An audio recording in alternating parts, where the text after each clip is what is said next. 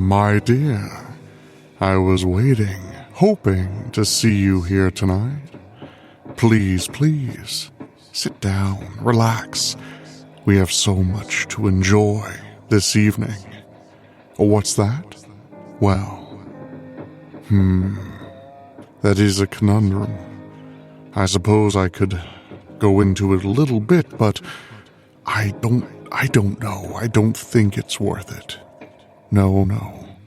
I say we go about enjoying ourselves as we often do.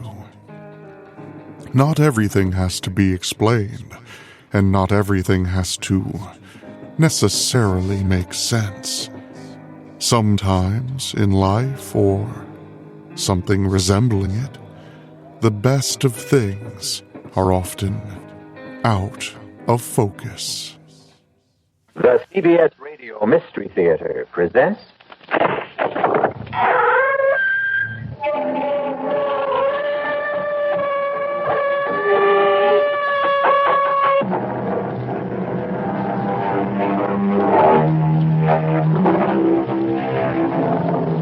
Come in.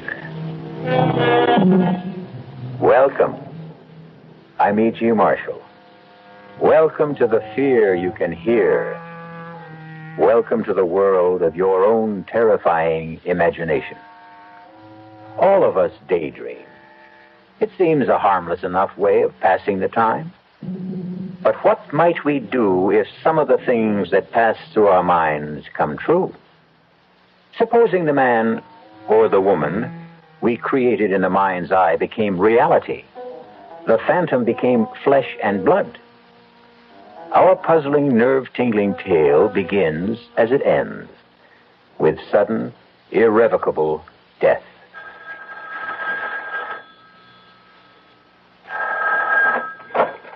Hello? Isabel, it's Sky. Sky, I've been worried sick. Where have you been? Where are you? At the apartment. I've been calling and calling. The phone must be out of order. I took it off the hook. Are you with her again? There isn't any her anymore. Deirdre's dead. Whoever she was. Whatever she was. What do you mean? She was a witch, Isabel. There was no other way. I had to kill her. You what? Oh, Scar. Honey, there's a letter on the desk. I've tried to explain. And there are letters for the kids. Forgive me. Goodbye. Sky! No, Sky! Sky, don't hang up! Sky! Oh, good Lord! Oh,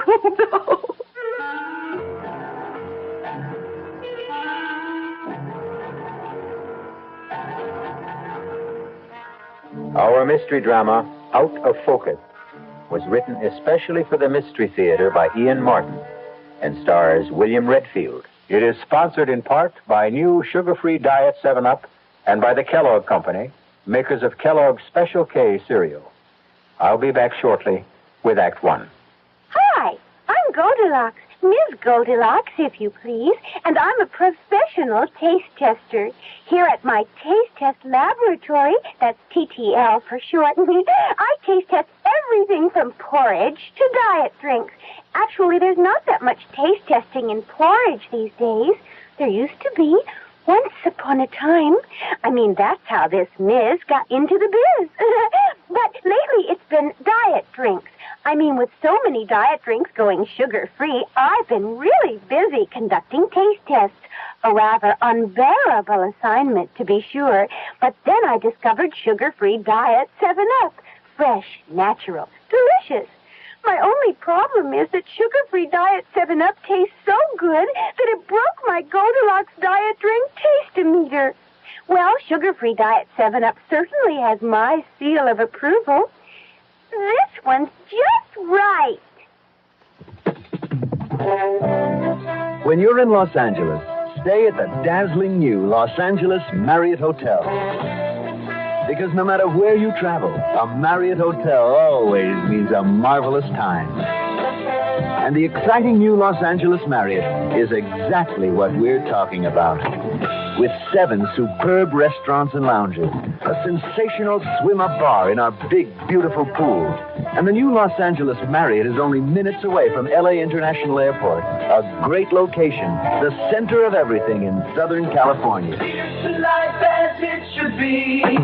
Live like living's meant to be. And come to a For reservations, ask the toll-free information operator for Marriott's nationwide 800 number.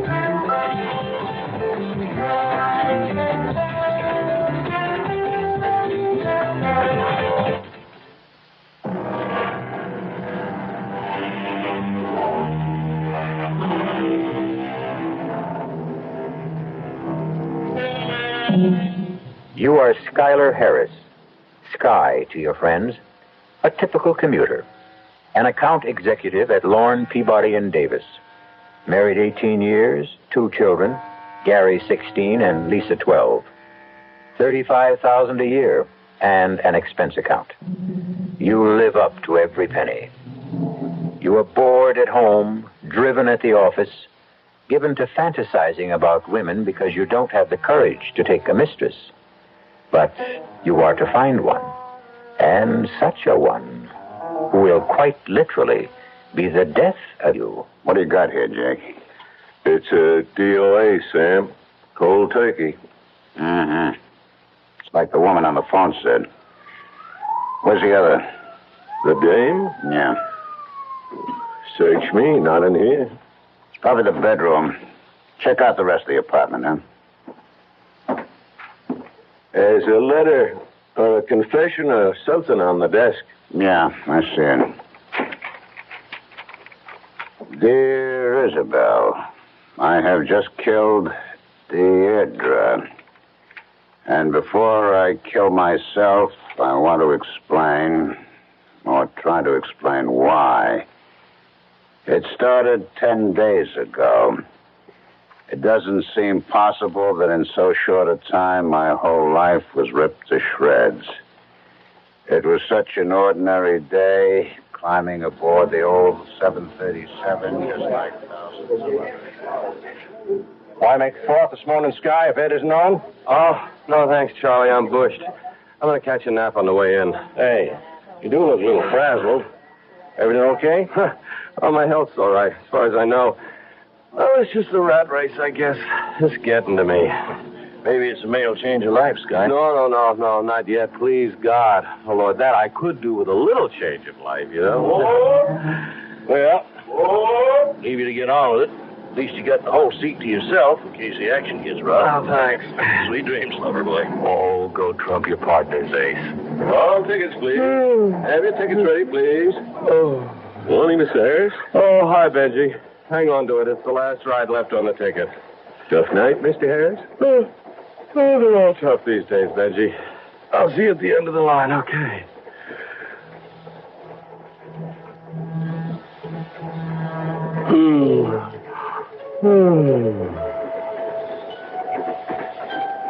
You don't mind my joining me? What? Oh, I beg your pardon. I'm sorry. I thought I was alone in the seat. You don't mind, do you? Mind? What man in his right mind would? I'm glad you find me pleasing. What? Don't look so surprised. I'm just what you've been waiting for. Am I not? Mr. Harris? Wake up, Mr. Harris. We're in the terminal. Huh? Benji, what is it? Everyone out, sir. End of the line. But I was just... Wait a minute. I fell asleep? What happened to the girl that was sitting beside me? What girl, Mr. Harris? Oh, Benji, she was sort of a tall, dark-haired, deep violet black eyes like Elizabeth Taylor, long legs that... Well, I mean, if you saw her, you could never forget her. Sorry, sir. I passed you a couple of times, and the seat beside you was always empty. What? Oh, Benji, come on. You sure there wasn't a girl? I didn't see her. Maybe you dreamed her. Maybe. Well, there's no doubt about it. She was a perfect dream.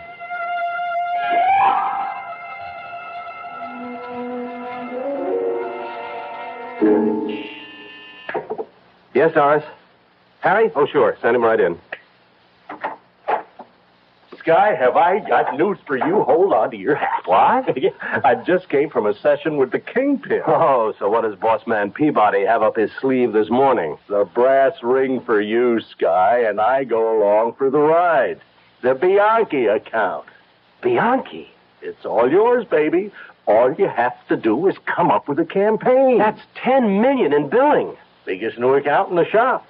The plum. Yeah. Now, if you pull it off, it's the VP rating we're all bucking for. And if I blow it, I'll be on the unemployment line. No, not you, Sky. That's why the Kingpin picked you. Now, you better go right on up. He wants to see you to kick a couple of ideas around. You know something, Harry? What? You either cured my headache or arranged I'll never have one again. What does that mean? The Bianchi account.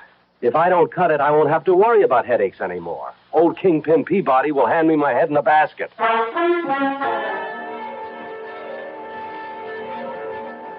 Hey, Mario. Yes, Mr. Harris. Once again, not too lightly for Mr. Lipscomb and me, okay? Right. You don't want to miss your train, Sky. Oh, you don't know how often I want to, but not tonight. What's the big deal tonight? You and Isabel socializing? No. For once, it's the train I'm interested in. Oh, well, that's a switch. Yeah. Oh, thanks, Mario. Well, what's so special about tonight's commute? I won't know until I prowl all the trains. I'll be looking for something. Do me a favor, Sky. Now, I'm only a poor working photo stiff, and you're the idea man. Look for an idea for Bianchi. But I already have it. Genius. What? Could you picture a girl like this? Great violet gentian eyes framed with black lashes, natural at least a half-inch long, cream white skin, full lips, deep carmine to match the cheek blush, a mass of blue-black hair to frame the face, a figure full but gorgeously shaped, long tapering legs with ankles that lead to high-arched feet. Picture her in semi-décolletage, a hint of cleavage, and the promise of all sex. And underneath that caption, Bianchi. If you have it, you don't need anything else. And if you don't have it, it doesn't much matter what else you have. Now all we got to do is find the babe. Harry, I already found her. The trick is just how I find her again. Oh, holy cow. I got to make the first train. Put this tab on the national debt, Mario. Right. Harry, you can pop for the tip, will you? I got a date with an angel. I hope.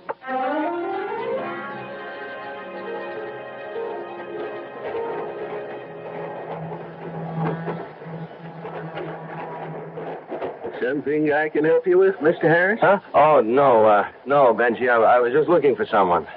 Yeah, I figured. You've been from one end of the train to the other. Anyone I know? No, just a girl. The one you asked me about on the way in this morning? Yes, I've got to find her.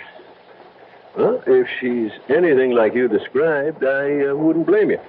You know, Benji, you better find me a seat now. I'm still a little stoned. Well, take my spot, Mr. Harris. I'll put my work case up on the rack. Oh, thanks.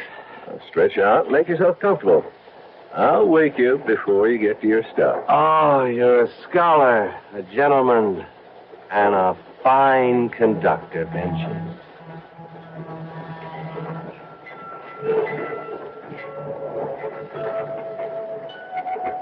Wake up, Skylar. Huh? It isn't very flattering to have you always falling asleep on me. What's that?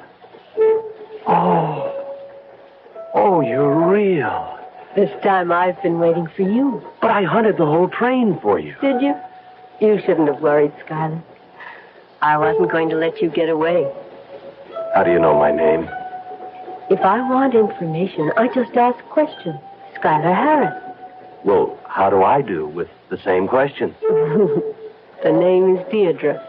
Lovely, provoking, sensuous, a little incomplete, perhaps. No surname? Do you really care? Well, it would be necessary eventually just to satisfy the accountants, you know. Social Security and Uncle Sam. Dear me, does everyone have to know all about us? Well, maybe I didn't make it clear. See, I have a proposition to make to you. Oh, yes. I thought perhaps you might. No, don't misunderstand me. See, I'm an advertising executive. Yes, I know all about you, Skylar. No, I mean, there's this account. Bianchi Cosmetics. Yes. Deirdre, I guess I may call you that? I want you to. Oh, I have no idea who you are or what you are, but would you be interested in this? Skylar. No, look, honestly, I mean, this is strictly a business arrangement. I have a campaign in mind using you as the central figure. I don't know what you want to call it, Skylar, but as far as we're concerned, there needn't be any embarrassment or cover-ups. Don't we both know what we really want? Now, come on, Deirdre. Don't put me on. I'm not.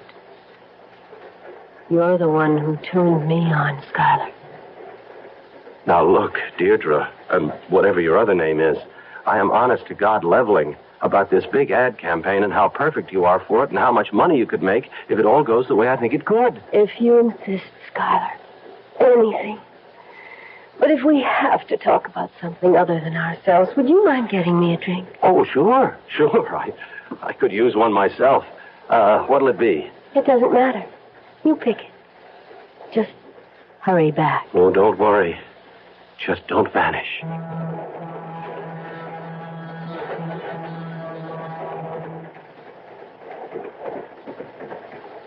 Westfield.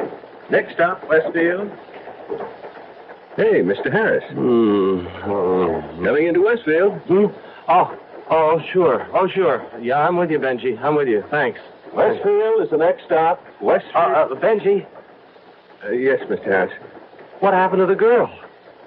We back at that again? Oh, no. Now, come on, Benji. This time it's no dream. I've been talking to her all the way up the line. What do you want me to say, Mr. Harris? Well, I want to know where the girl went.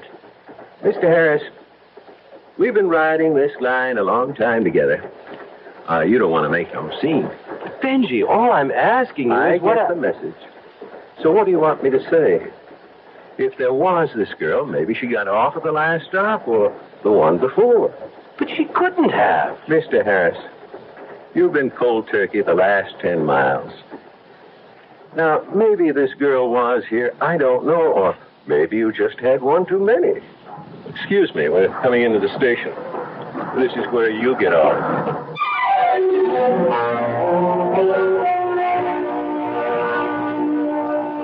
A man who doesn't realize how near the end of his emotional rope he is. A girl named Deirdre, who promises desire as sensually as a centerfold in today's magazines. A suburban family who awaits the return of the husband and father as routine. And the disaster we know is to happen. We'll start to fit the pieces of the jigsaw together when I return shortly with Act 2. Ever see a beer drinker pour his beer real easy down the side of the glass? Maybe you do it yourself. If so, the Budweiser brewmaster thinks you're missing something, especially if you're a Budweiser drinker. You see, Bud is brewed, so it will kick up a healthy head of foam. Exclusive beechwood aging and natural carbonation make it a lively brew. Well, anyway, pouring Bud plunk down the middle of the glass helps bring out the best in that clean white Budweiser foam and real beer aroma. It also helps you get the full benefit of a taste, smoothness, and drinkability you'll find in no other beer at any price. Remember, brewing beer right does make a difference. Next time, pour that Budweiser right down the middle and see for yourself. Anheuser-Busch, St. Louis. When occasional heartburn or acid indigestion is combined with a gassy, foolish feeling, that's what we call gassed indigestion. Digel is made for gassed indigestion because Digel is different. It does more than plain add acids. Digel reduces excess acid while its patented simethicone gets rid of trapped gas fast. Use only as directed. Digel for gassed indigestion. No plain add acid can do what Digel can. Of all the leading laxatives, only one, Phenamint, is a gentle chewing gum laxative. And for a very good reason. It's pleasant to take. Phenamint goes into your system gradually, little by little. And after Phenamint has entered your system, it begins to work gently, predictably, to relieve occasional irregularity. Phenamint, The gentle chewing gum laxative. Like all medicines, take only as directed.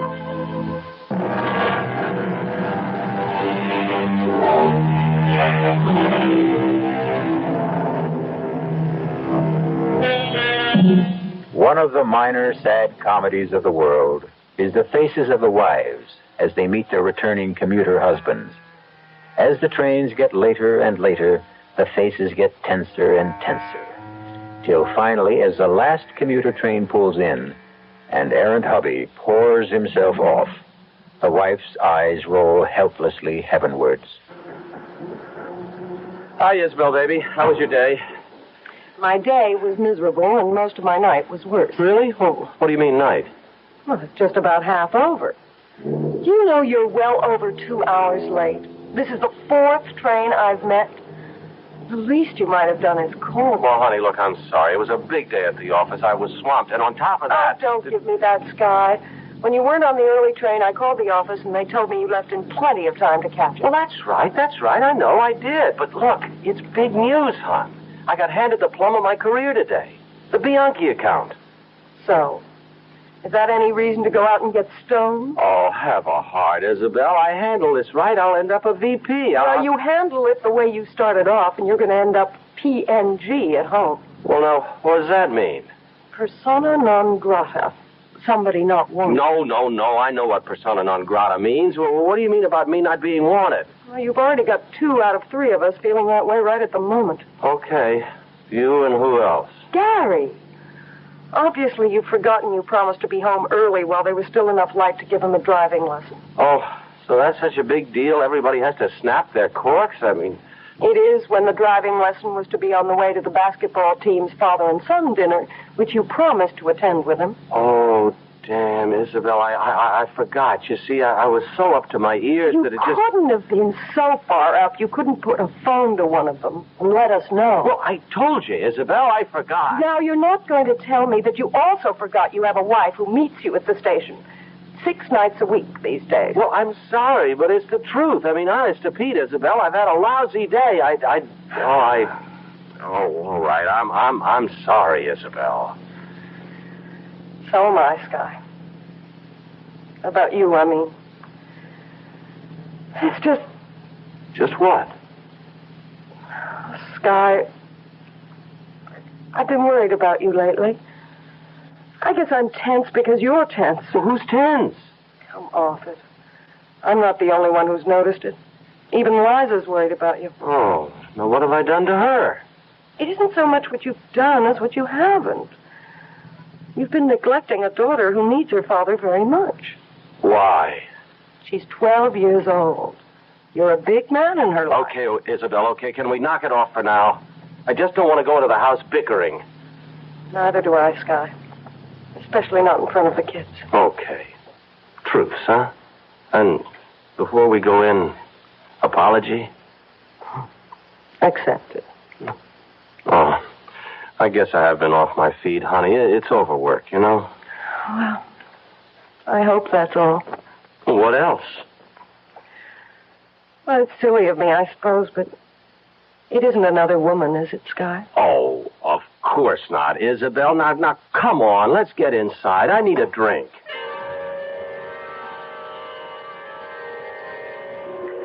Chrysler Model Agency? Yeah, this is Scarlett Harris here. Put me through to Irene. Yeah, that's all right. I'll hold. Doris, while I'm on 1, call IFW and hold them on 2. I want to talk to Ed Rashby, okay? Hello, Irene. It's Sky. Yeah, fine. Well, I'm looking for a girl. First name Deirdre. I don't know the second. She is a natural for the Bianchi account, and I've just got to find her.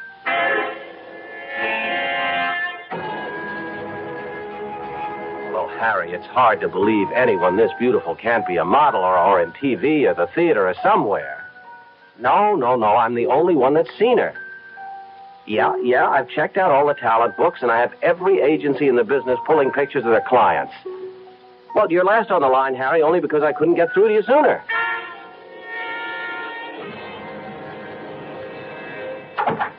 Are those the Maurice Williams pics, Harry? Yeah, I just came by special messenger. No luck yet? Nope, not yet. Okay, let me see him. Now, just look at all these dames. And now, any one of them, I can make something out of this world. Yeah. Now, why this special one? Because she is out of this world to start with. Well, then I gotta see. Now, what's she got that this little number hasn't got? Well, you'd have to see Deirdre to understand. Well, it's a name for you. That's right. It suits her. Keep your fingers crossed. I'm almost through these. Well, suppose you don't find her. I've got to find her. Look, it's been nearly a week, Sky. The kingpin is getting restless. Huh? What? I said Mr. Peabody's hollering for some layouts. At least the kind of campaign you're planning to... Oh, didn't find her, huh? No. Well, maybe she's not a model. Maybe. I've still got to find her. You don't even know she exists. Now, don't be silly, Harry. She couldn't just vanish into thin air. Sky. What? Sky, look, I just don't want you to take this wrong. Now, come on, Harry. Get it out. Okay. Now, you've been running off the tracks quite a bit for the last few months. You don't look so hot. You've been no ball of fire around the shop. You've been hitting the sauce pretty heavy, and now this screwball bit about this Deirdre dame. Now, I think you ought to have a little skull session with your local friendly shrink. I got 2 words for you, Harry. Butt out. Okay, only friendly advice. I don't need it. On second thought, I'll butt out. I need a drink and some space to think.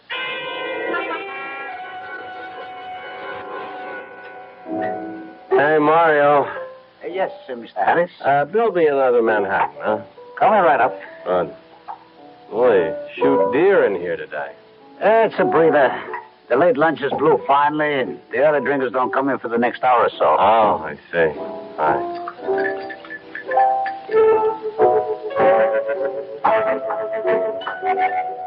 Sure you want to be alone, Sky? Deirdre. Mind if I sit on the stool next to you? Mind? Oh, I've been going out of my mind trying to find you. Where do you keep disappearing to? I'm a very private person, Sky. With me, 2 is more than enough company. I hate crowds. Well, this time, I'm not letting you go. How about a drink? Well, does it have to be here? No, name the place. How about yours? Mine? Oh, you mean the office? No, I don't like offices either. Well, I have a studio apartment. Well, then can't we go there? Well, we sure can. Just let me settle my tab. Mario. Now, where did he go? If you mean the bartender, I heard a phone ring. I think he went to answer it around the corner there. Don't you move now. We'll go right away. How far are we going, Sky? Oh, you mean the address. 825 East 50th. I'll be right back. Hey, Mario. I was just coming to get you. It's your office. Well, I can't talk to him now. Here. Well, they said it was urgent. Oh, damn. Now, look, Mario, there's a girl sitting on the stool next to where I was around the corner. Don't let her get out of here. Don't let her get away. I'll handle it, Mr. Harris. Thank you, Mario. Hello? Oh, hello, Doris. When? Well, I can't call now. What did my wife say was wrong? She didn't. Well, look, call her back and tell her she can reach me at the apartment. I should be there within 10 or 15 minutes. But, yeah, I got to rush now. Oh, what now? Well, Isabel, we'll just have to... Mario, the girl. Why did you let her... I'm sorry, Mr. Harris. When I came around, there was no one here. Oh, no.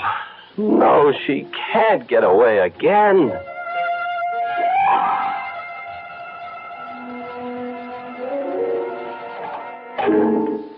Oh, Deirdre, can't tell you what a lift I got when I found you waiting at the door. I'm glad, Skylar. Well, what did you run out of the bar for? I told you. I don't like crowds. I almost had heart failure thinking I'd lost you again. Oh, you'll never lose me. Take my coat. Oh, sure. Get me a drink. What's your poison?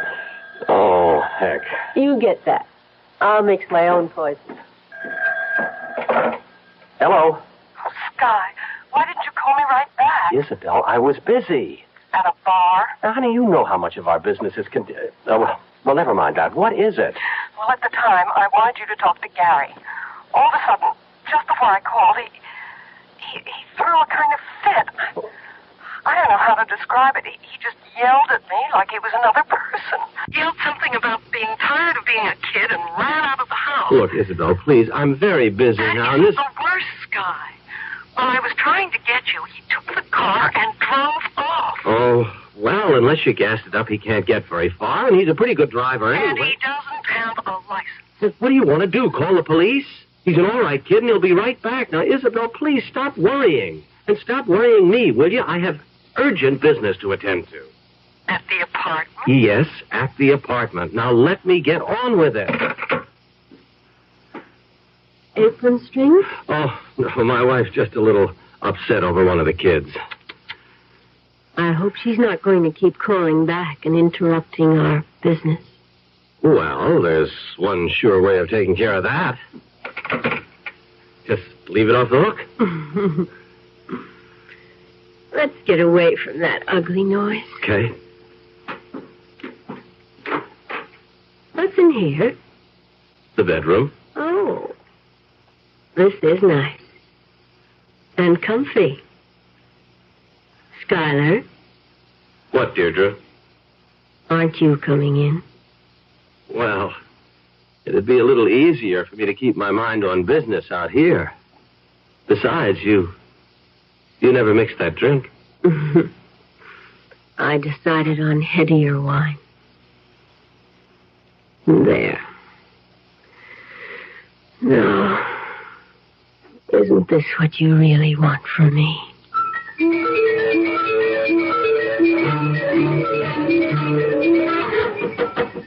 Huh?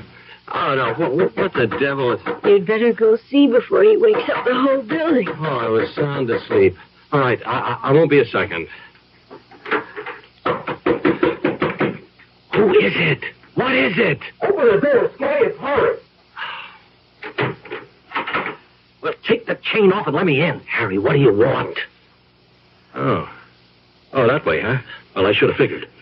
Well, you better ditch her fast and get on home. Isabella's frantic. She's been trying to reach you all evening, and she finally got in touch with me. What is it? Your boy, Gary.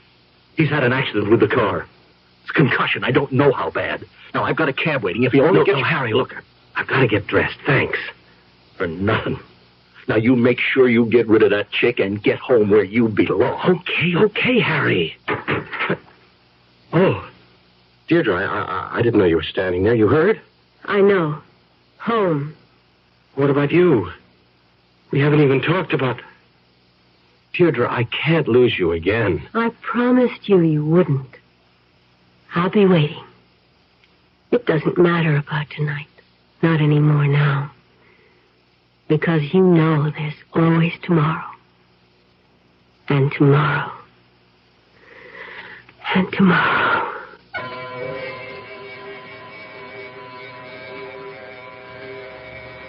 Tomorrow and tomorrow and tomorrow creeps in this petty pace from day to day to the last syllable of recorded time.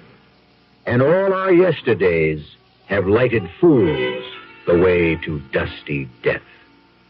So mourned Shakespeare's Macbeth for the death of his lady. How much will Our Lady called Deirdre mourn the death of her lover? We'll return shortly with Act 3. And now another story of the ball and chain as Kellogg's Special K presents Veronica and Jeff. Oh, Jeffrey, isn't this romantic? Out in a quiet lake at night with you rowing the boat. Yes, Veronica, it's really neat. Jeffrey, what was that? Frogs. Frogs that go bonk? They're pretty weird frogs. Oh, Jeffrey, you're such a card. You have a ball and chain, like the ones they use in those Special K commercials. Yes, Veronica. It symbolizes my few pounds of extra weight. But I'm going to get rid of it. How? By exercising. You know, like rowing this boat and eating smart at every meal, starting with a Special K breakfast. You mean a 1 ounce bowl of high-protein Special K, 4 ounces of skim milk, orange juice, and coffee? Precisely. It's less than 240 calories, and it tastes delicious. It'll help me get rid of this ball and chain. I'll help too, Jeff. After all, we're all in the same boat. You have a ball and chain, too. Your happy ending could begin with the Special K breakfast from Kellogg's. The Tab Paysetter account from Exchange Bank. An unusual name for an unusual checking account. TAB stands for Total Account Banking, and that means a complete package of 14 customer services. A Paysetter is a leader in its field, which means we have the only account of its kind in town. And here's what you get with your Tab Paysetter account. As many personalized checks as you need, and you get to write as many as you want. No minimum balance. $10,000 accidental death insurance. Membership in Bank Club Association. Installment loan discounts. All the money orders and traveler's checks you want. Local and national discounts, a safety deposit box, and special deals on travel tours. A quarterly Bank Club newsletter and financial counseling for the asking. You get all these services for only $3 a month. The Tab Pacesetter account, an unusual name for an unusual checking account. From Exchange Bank, Harry Hines at Mockingbird, member FDIC.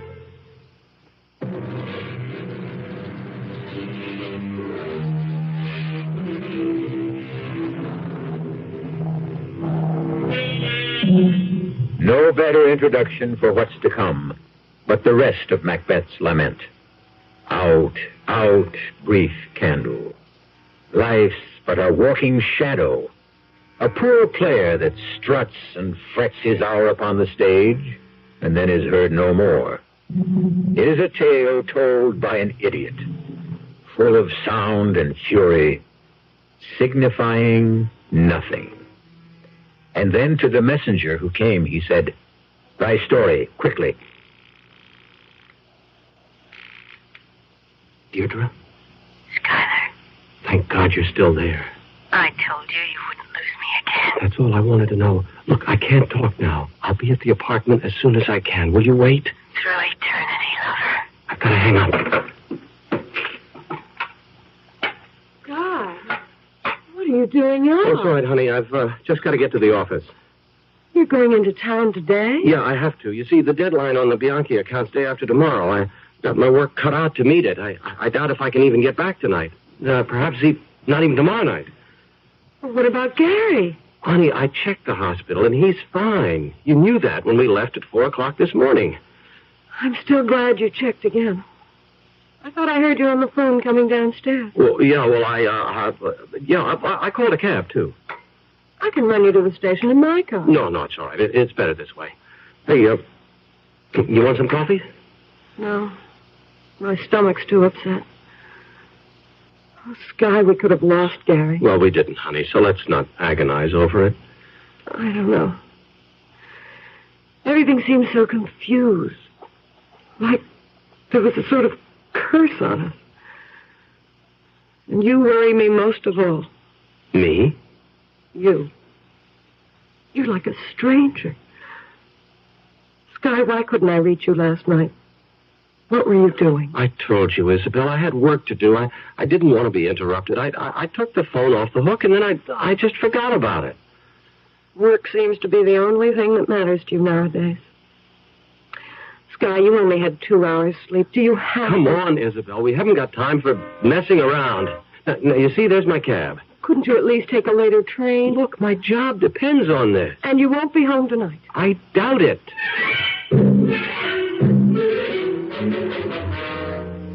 And, brother, I kid you not, you are in big trouble, Sky.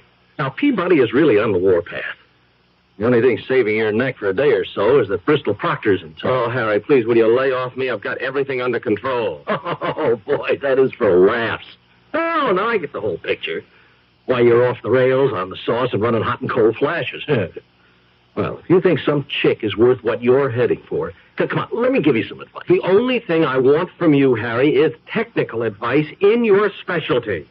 What? I want to take some pictures of a girl. Well, bring her into the studio here. No. That's just the trouble. She won't come here, and I'm only gambling that if she'll let anyone shoot her, it'll be me. What do you know from cameras? You're an idea man. Now, look, do me a favor, will you? Let's set up the copy like you suggested, and let me pick the girl. Harry, listen, I've got the girl. If only you can get me a camera that's reasonably foolproof, I can get good enough stuff for the sample layouts. Then we can take it from there. The gal is that sensational. Take my word for it. Well, I can give you a Miclon 35, 85-millimeter lens, a micro-blitz strobe with high-speed Ektachrome film. That's okay. You name it. Just show me how to use it. Oh, you don't have to worry too much about the strobe, even. The film will take natural light, and I'll push it in developing. Okay, get me the camera. I'll be back with the picture in an hour.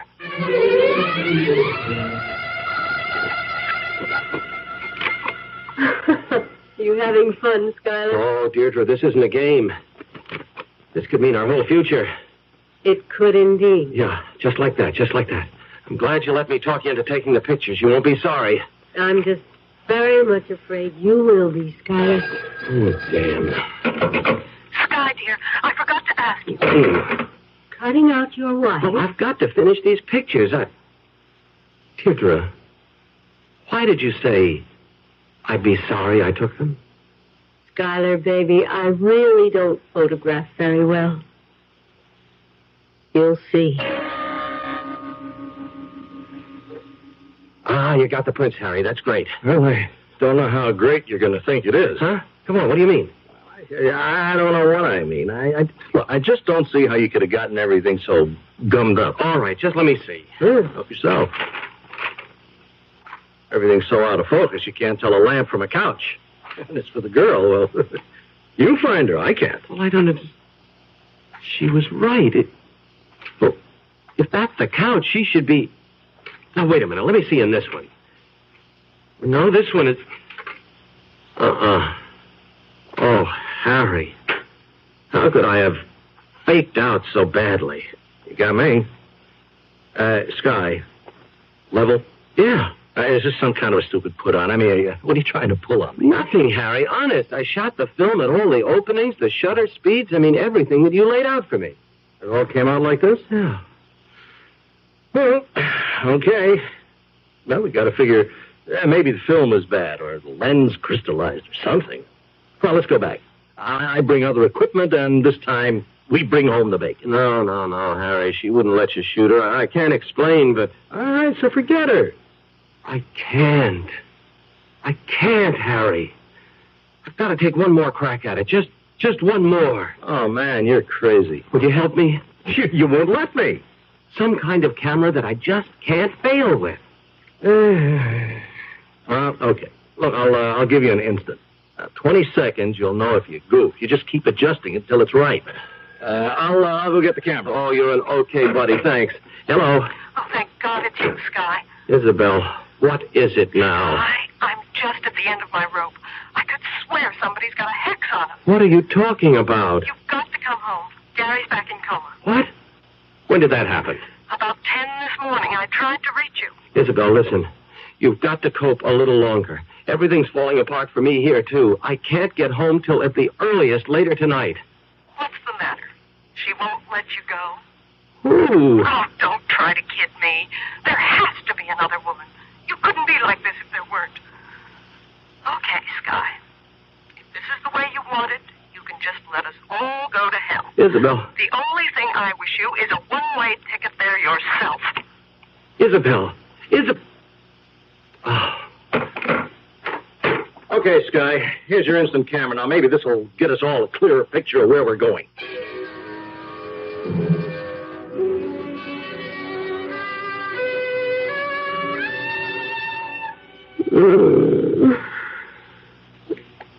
I feel just like a cat. I want to stretch and curl and purr. Then let me take my pictures now. Remember when I said I would take care of tomorrow? And tomorrow and tomorrow. Yes. That was a lot more than a promise. I don't know what you mean. Take your picture.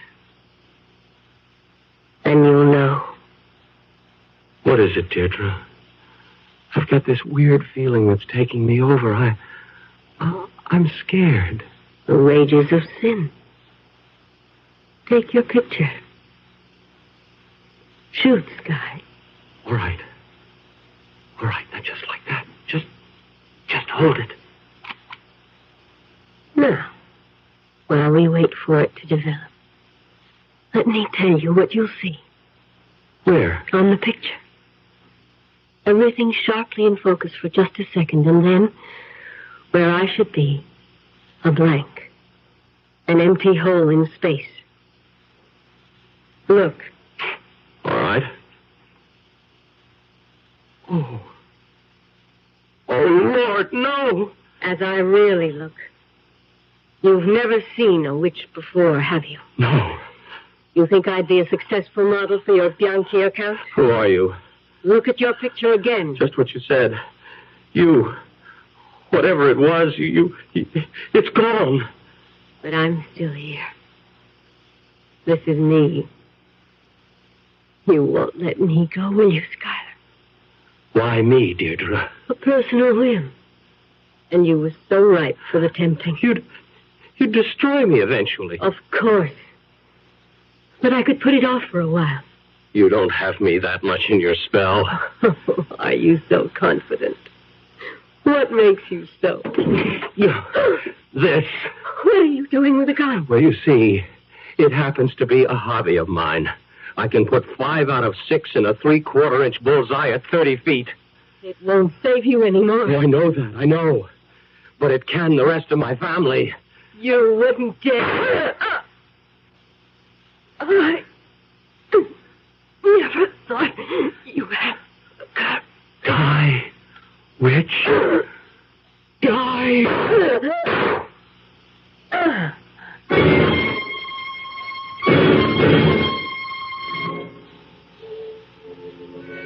I saw the bullet strike her. I saw her fall. If she was mortal, she was dead. Just a second ago, 3 hours after I shot her, I rose and touched her cheek. It was cold as the grave. I go to meet her there now, or eternal damnation. I have no hope for myself. Only for you, Isabel, and for the children.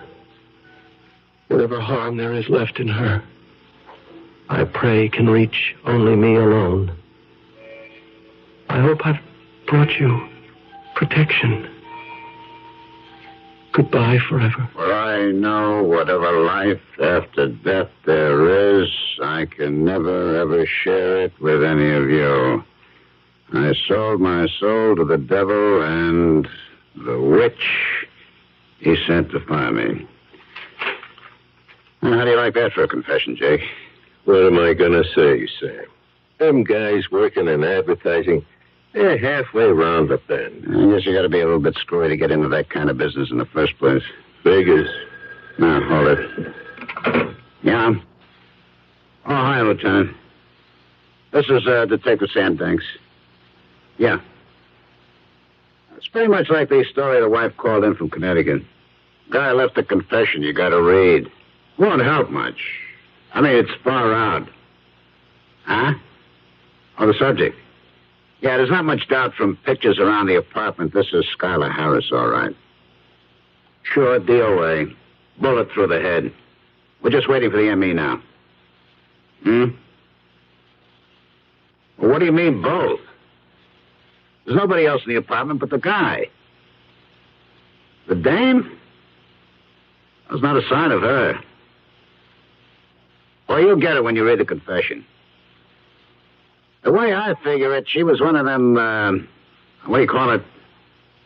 Firmaments of the imagination. I don't think she ever existed.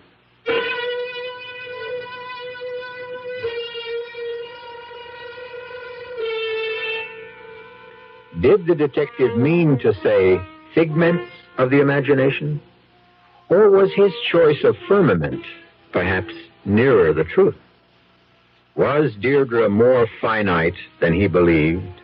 Was she somebody of incarnate evil, clothed in beauty, who still stalks the day and the night, looking for other prey? I'll be back shortly. John Jones, statistic, born with club feet and cleft palate. Shirley Smith, statistic, born blind. Tom Kelly, statistic, born with an open spine. Statistic, children born with birth defects. 250,000 of them every year. 1 out of every 14 babies. Small statistics with a whole life ahead of them. Small statistics who cry and think and feel and want to life. Why should life deny them good health at birth? The March of Dimes leads the fight for this life. Good health at birth. Good health at birth. could help it. Through medical service programs, public education, and scientific research. And that one day, the ultimate goal will be reached. Prevention of all birth defects. But birth defects are forever unless you help. Please, will you give to the March of Dimes?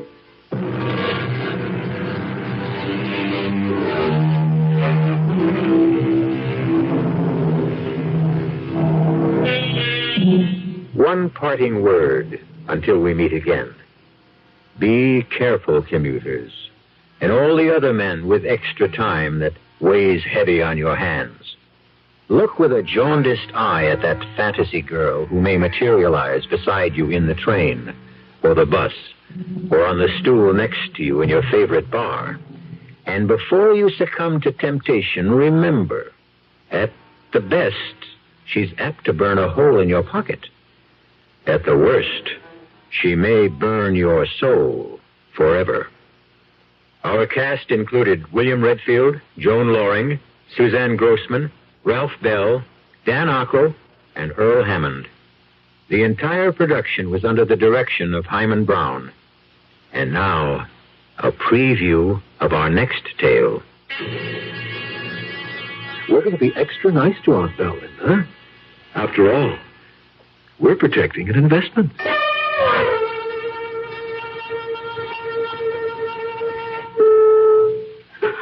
You're back.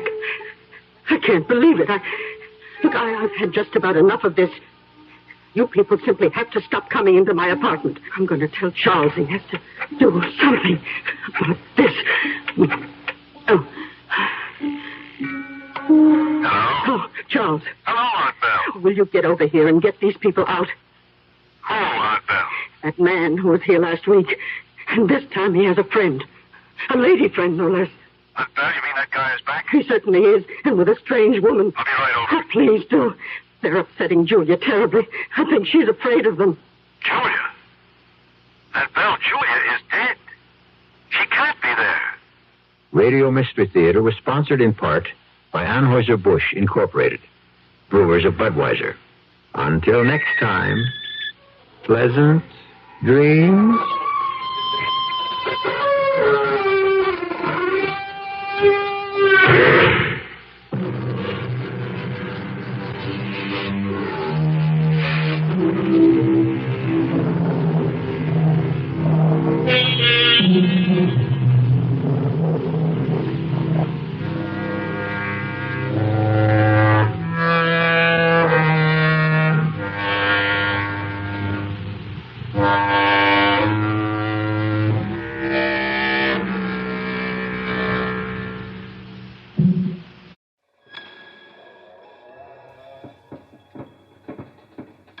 Well, my dear, how about a fresh cup of tea? Something to warm the mind and the soul, while the rest of you is chilled by fear. And a little bit of milk, of course. I suppose fear is one of those things that I enjoy so very much, and I have trouble keeping myself to a moderate amount.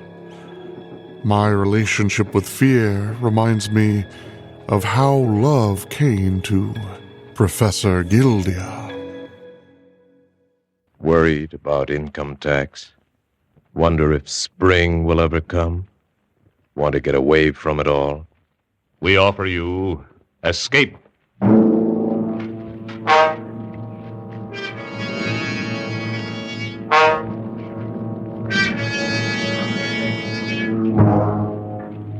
You were alone in your book-lined study, listening to the idiot gibberings of a parrot, and beside you, caressing you, is an invisible thing, a loathsome thing from which you must escape.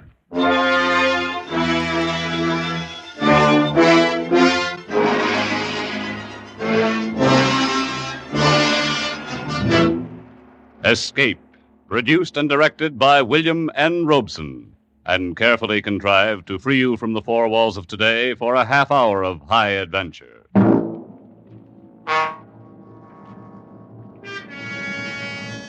Tonight we escape to the West End of London, to a little house just off Hyde Park, where lived a man who didn't like people. Tonight we escape in the remarkable tale of Robert Hitchens, how love came to Professor Guildea.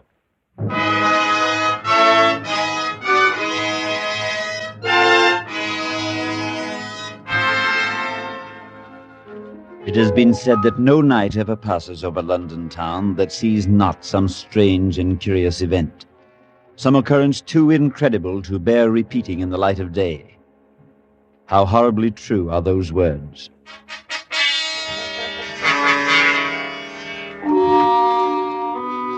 It's been over a year now since the night I first met the amazing Professor Guildea. I had delivered a sermon at the rectory of St. Swithin in the East End and was passing through the foyer in departure when I was accosted brusquely by an odd little man, remarkably sharp-featured, his face adorned by a pointed black goatee. Pardon me a moment, please. I believe you're Father Murchison? Yes, that's right. But I don't think I've had the pleasure Perhaps you've heard of me. My name's Guildea, Professor Guildea. Guildea, why, yes, you're the famous psychologist. Yes, psychologist, biologist, anthropologist, philosopher, and that takes care of that. Sir, I never attend religious services. It appears you've done so tonight. I came for one reason, to hear you. Find out why an otherwise normal colleague of mine thinks you're the most convincing speaker he's ever listened to. And did you find out? No. Your talk was intelligent, logical. Therefore, it could never convince anybody of anything. Thank you. You're a direct man, Professor Guildea. No time to be anything else. I'd like to have you dine with me, Father Murchison. Say a week from tonight, 7 o'clock. I live at 100 Hyde Park in the West End. Can't we make it 2 weeks? I'm preaching at St. Saviour's that night, just round the corner from the park. And I'm afraid it'll have to be nearer 8:30 than 7. The service isn't over so well. We can't even agree on a time for dinner. Very well, 8:30, 2 weeks. Good night, sir.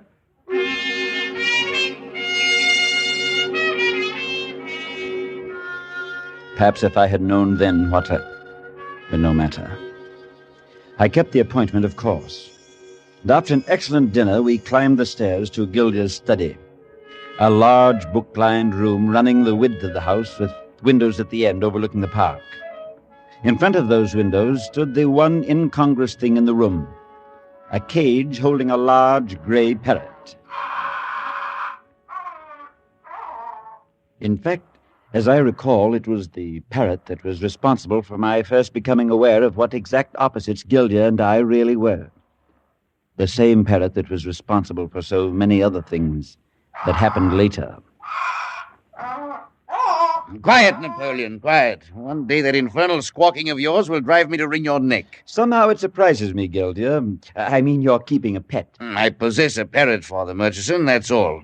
Made a study of the imitative faculties of animals some months ago. Bought the bird then, never got rid of it. I see. Started the bad habit of scratching the fool thing's head. Loves it, you see. Well, in 5 minutes he'll be screaming for more of it.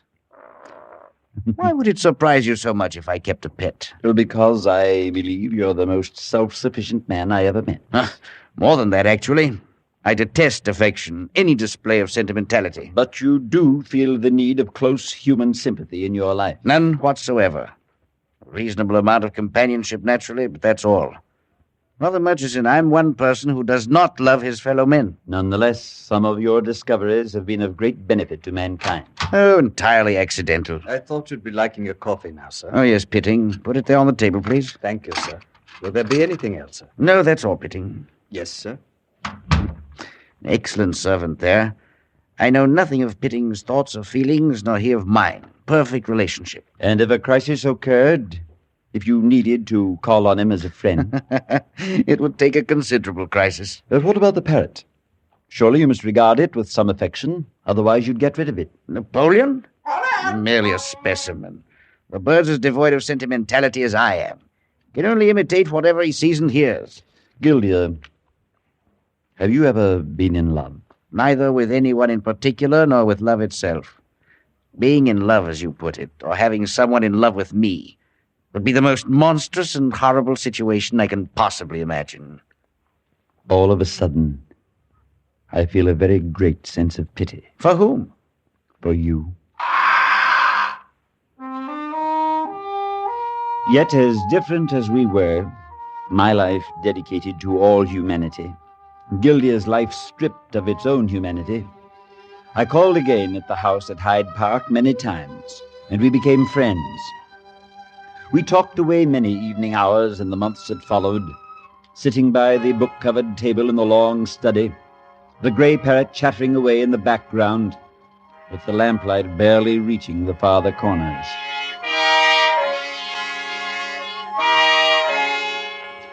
It was on such a night not long ago that the thing began. Guildea had seemed uncommonly nervous since dinner, and had spent much of the time pacing in front of the windows that faced the park. Confound it, Murchison, I can't seem to relax tonight. I ever feel a completely unaccountable presentiment, a sense that something remarkable was about to happen. Oh, yes. And usually it never did. Turned out to be the effect of too much coffee. No, it's not that.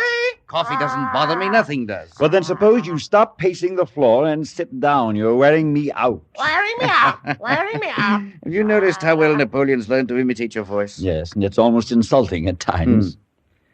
The worst thing is feeling such a strong compulsion to do something which I know to be ridiculous. Exactly what is it you're talking about, Guildea? Foolish even to mention it. But I wonder if you'd pardon me for a few minutes. Why, of course. Help yourself to more coffee. I'll be right back. Bye. Goodbye. I walked over and stood stroking the feathers of the parrot through the bars of his cage. I'd grown rather fond of the ugly bird, but it always startled me to hear him mimic some phrase of mine or Guildea's. Napoleon, you're a true creature of the devil. Creature devil. I happened to glance out the window toward the park across the street. The arc lamp at the corner threw a dim gleam across a bench, set just inside the paling. And I was surprised to see Professor Guildea moving about the bench, peering under it, behind it, staring into the shadows nearby. He kept this up for some minutes, then crossed the street and came back toward the house. In a moment I heard him ascending the stairs. Hello. Father Murchison. Has anyone entered this room since I went out? Why, no. You mean Pitting, of course, but he hasn't been in. Oh, strange. Very strange. I saw you across the street in the park. What were you doing? I thought I saw something. Wondered what it was, that's all. Did you find out? No. What's wrong with that parrot? Never made a sound like that before. What do you mean? He seems all right. Napoleon, stop that! What was it you thought you saw? Nothing. As you said, most likely it was the coffee, only I'm very much afraid that... No. In this day and age, it's impossible.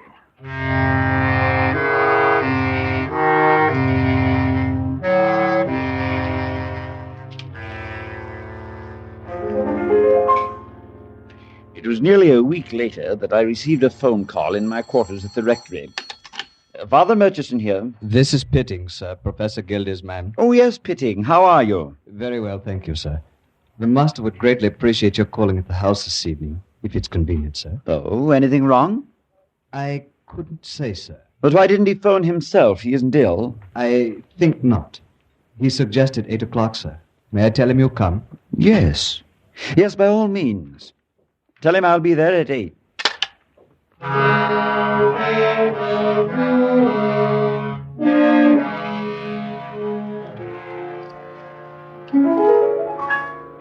There's no use beating about the bush, Father Murchison. I am nervous. Of course I am. Plenty of reason for it. You're working too hard. Now I'm working too hard. The other night it was coffee. As a matter of fact, it's neither one. Be quiet, Napoleon. Maybe you'd better tell me what is the matter, Guildea. Do you feel the presence in this room of anyone beside the two of us?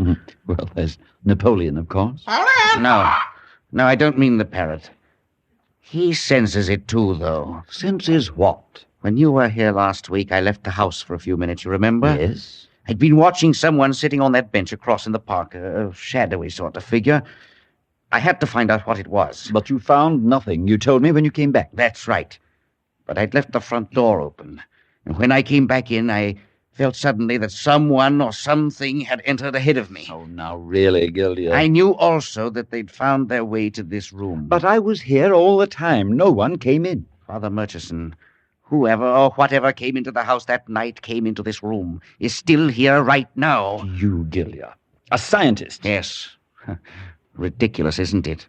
But it's true. I'm only able to feel its presence. Napoleon can see it. Look at him now.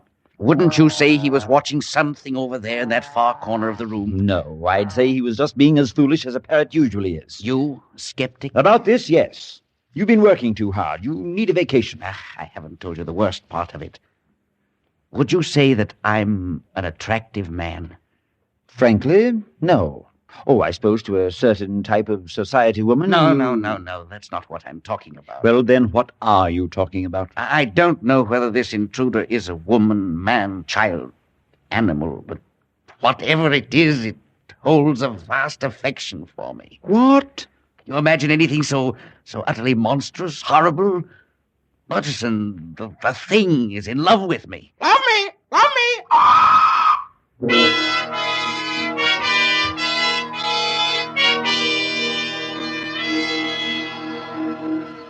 I could not, would not accept Guildea's belief. And yet the alternative was even more frightful. For I could only decide that the long hours of study and lecturing had affected his mind, and brought him, in fact, to the verge of insanity.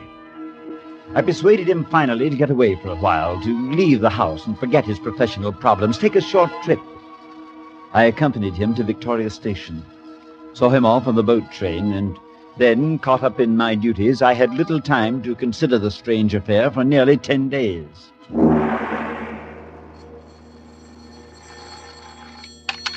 Father Murchison here. I hope I haven't disturbed you. Professor Guildea, then you're back in London. Oh, yes, I've been back for 3 days. You should have called me. How was the trip? Quite pleasant. I took passage on a Channel coaster. Sea air was wonderful. You weren't troubled on the trip? Oh, no, not at all. It waited here for me. What? Could you come over here tonight? You mean now? Yes, if you could. You see, I can prove it to you now. Very well. I'll come right over. I stood there by the phone and shivered. The thing had become so real to him now that he felt he could go away and leave it, then come back and find it waiting for him.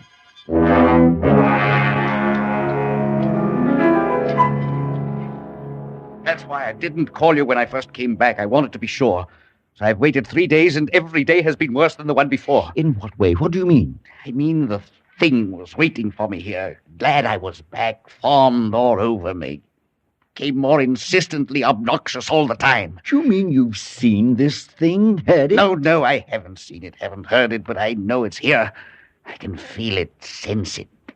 Try to put it in words, and it becomes absurd. If you'd like some unsolicited advice, call in a doctor, have him look you over. And what doctor in London knows any more about the human mind than I do? I know, but when it's your own mind... No, you're thinking of hysteria, hallucination. I know all the symptoms. It's not that simple. Anyway, I told you I'd prove it to you. Now, you'll notice I've thrown a cover over Napoleon's cage. Yes, I've been wondering about it. Part of my proof. He's been here, all the time I was gone, here in this room. Yes, but I want you to get behind those curtains with me. Then I'll reach out and pull the cloth off his cage. I don't want him to see us. I don't know what you're hoping to prove, but... All right, come on. Ready? I'll uncover him.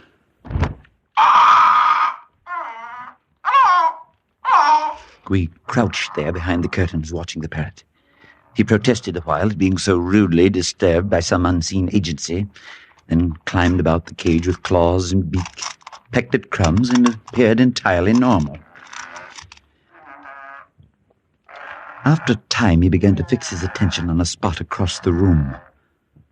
There was nothing there. Watch him.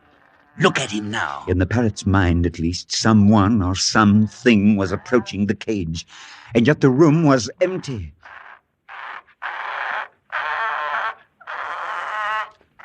Whatever it was apparently had reached the cage now, and Napoleon welcomed it with friendly chortling. The hairs rose on the back of my neck. The bird was cooing and gurgling as it did when I or Guildea scratched the feathers on his head. I could almost fancy that I saw long, white, ghostly fingers reaching through the bars of the cage. Watch him. And listen to him. He's talking to the thing, imitating it. See what you think.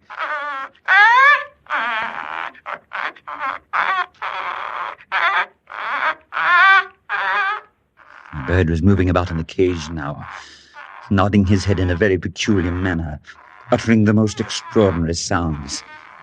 I began to realize he was imitating the thing he saw standing by his cage. And then the full horror of it came over me. I tried to hide the thought from Guildea, but he'd already seen it in my eyes. So you see it too. That's all I wanted to know, that I wasn't imagining it. No point in hiding there any longer. That was my proof. But perhaps someone was here while you were gone. I have questioned Pitting and the cook. No one has been here. But it can't be. Such a thing can't be. Oh, the Murchison it is. But where? Where is it now? Can you tell me where it is? Not exactly. Somewhere here in the room, not too far away. I can feel that. Napoleon, of course, can see it. There is some rational explanation. There has to be. Oh, whistling in the dark, Father. You recognize the same thing I did. I know what you mean, of course. Well, I can't stand much more of it. If it were only something I could fight, strike out at. I'm not a coward. But I can't see it, hear it. I can only feel it trying to touch me somehow, trying to get close to me, drooling with desire and affection, fondness for me. And I can't keep it away. It gets closer all the time. Guildea, you've got to get hold of yourself. Get hold of myself? You saw the way that parrot imitated this thing, those mannerisms, that gibberish. You know what it means as well as I do. I saw it, but it can't possibly... Can't you feel how hideous it is for me? I can't stop it. The thing makes love to me, caresses me. And whatever it is, it has no mind. You saw that.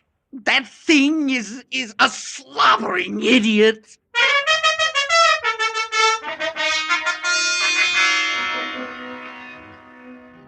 I walked home at a late hour, trying desperately to think of some reasonable answer to the whole strange affair. I could not accept Guildea's explanation of the actions of the parrot, though the bird had produced an extraordinary illusion of an invisible presence in that room. In a day gone by, perhaps I might have been called in to deal with an evil spirit. I thought of retribution. Guildea had always borne an unnatural distaste for human love. Was he now being forced to endure the unnatural love of a monstrous being as punishment?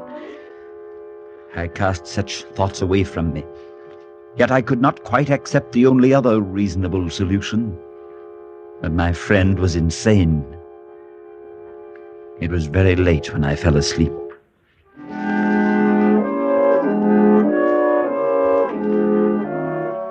The following evening, I preached at Warwick Chapel and returned to my quarters about 9. I found that Pitting had called a short time before and left a rather puzzling message. Implored that you come to Hyde Park at once. Otherwise, I cannot answer for the consequences.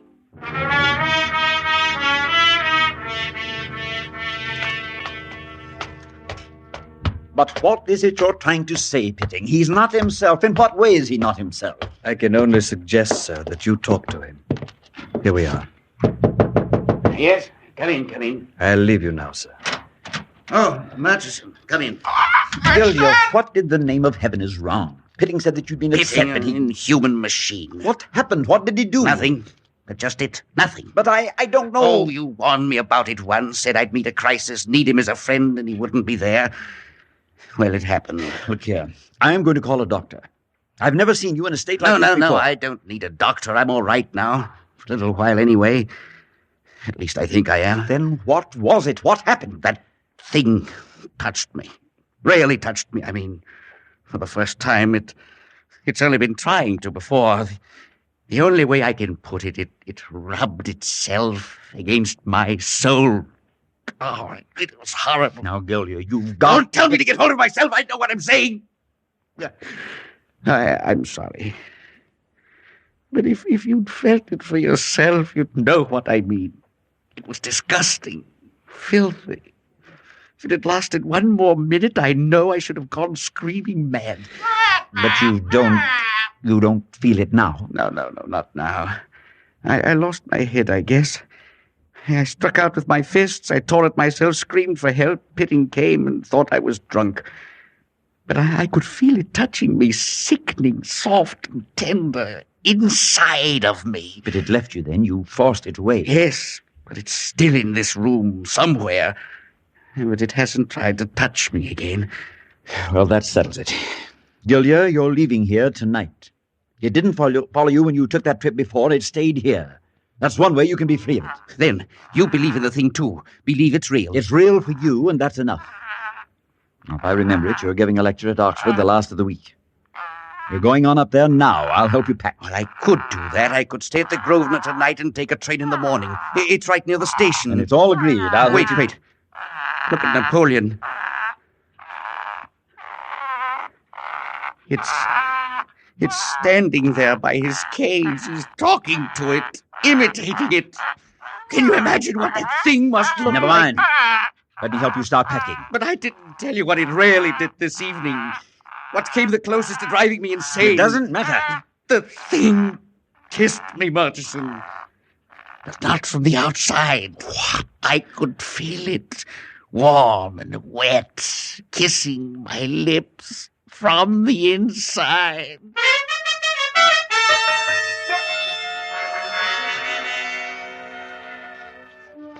Guildea stayed at the hotel that night. Caught the train out to Oxford the next morning. 4 days later, I received a wire from him. I'm still feeling a bit shaky, but everything else is all right. No sign of any visitor. Why don't you try to come up for the lecture Friday night, and please get rid of Napoleon for me. Signed, Guildea. On sudden impulse, I decided to accept his invitation.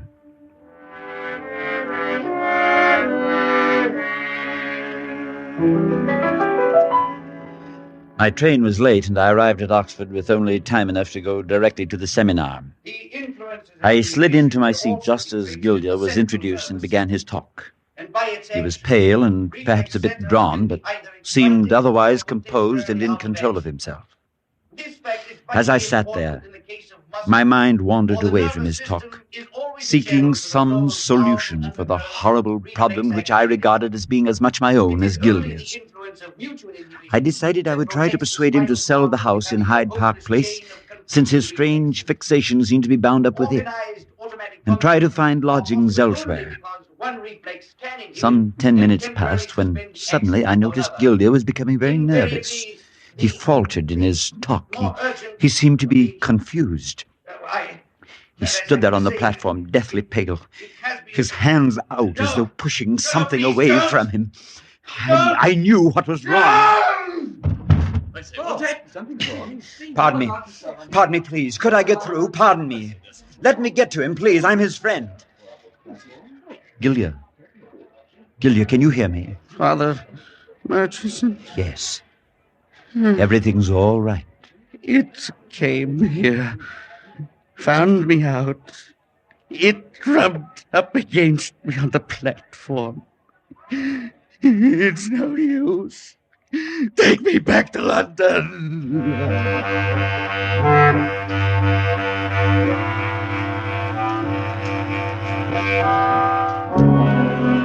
We arrived back in London late the next afternoon. Guildea was a broken old man. He shivered continually, trembled as though shaken by a chill.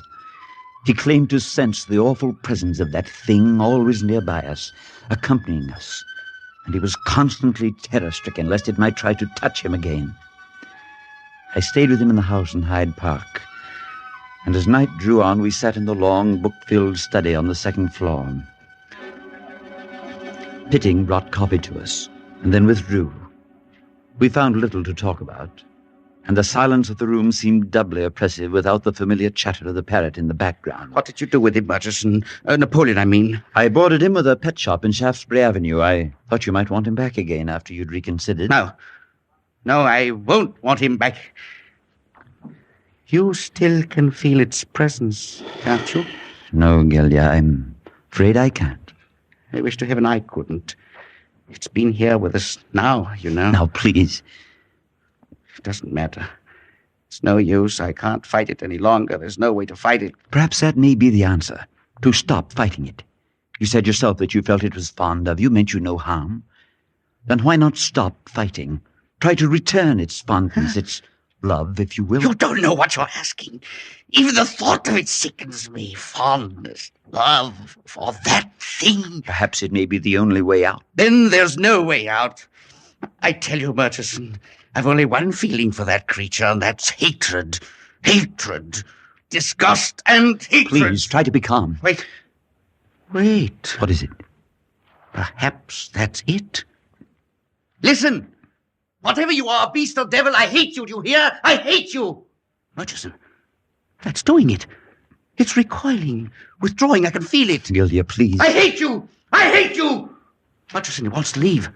It's beginning to hate me, too, but it wants to leave now. Open the door. Go downstairs and open the front door. Open the front door and let it out. All right, Guildea, if you'll feel better about it. It wants to take me along, but I know how to fight it now. Go, Murchison, hurry!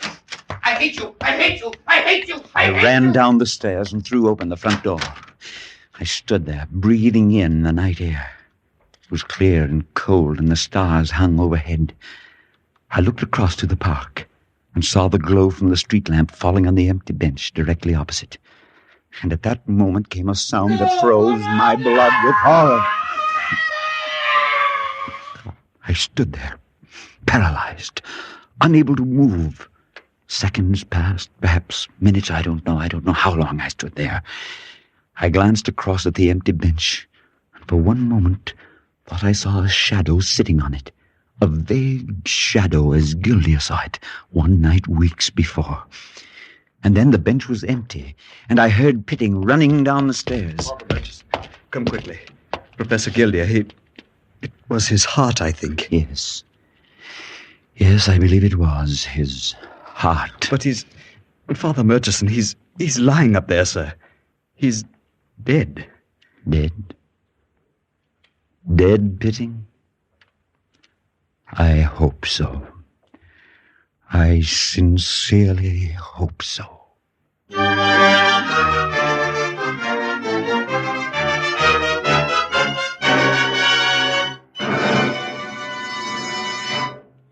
Escape is produced and directed by William N. Robeson, and tonight brought you How Love Came to Professor Guildea by Robert Hitchens, adapted for radio by Les Crutchfield, with Louis Van Rooten as Professor Guildea, Harley Bear as Father Murchison, Harry Bartell as Pitting, and Paul Frees as the Parrot. Music is conceived and conducted by Cy Feuer. This is CBS, the Columbia Broadcasting System.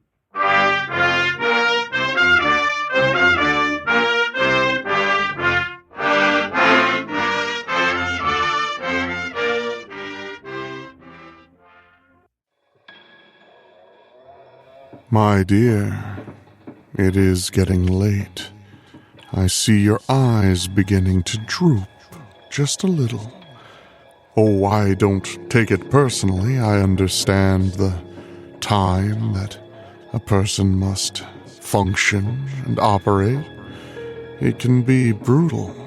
Early mornings, late nights, never quite recovering the rest you lose to the ether.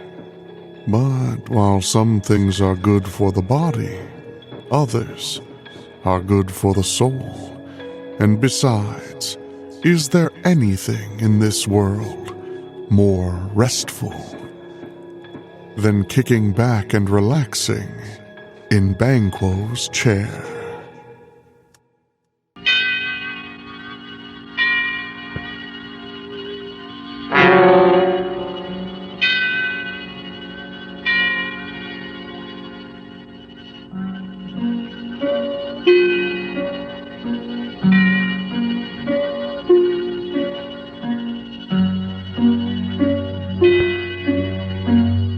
Our stars this evening are two distinguished gentlemen from the Hollywood sound stages, Mr. Donald Crisp and Mr. John Loder.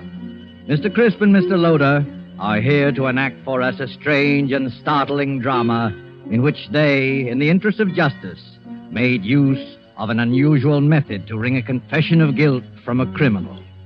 The story is by Rupert Croft Cook and is called Banquo's Chair. And so, with Banquo's Chair and the performances of Donald Crisp as Sir William Brent and John Loder as Arthur Grange, Sir William's friend who relates the story to us, we again hope to keep you in Suspense.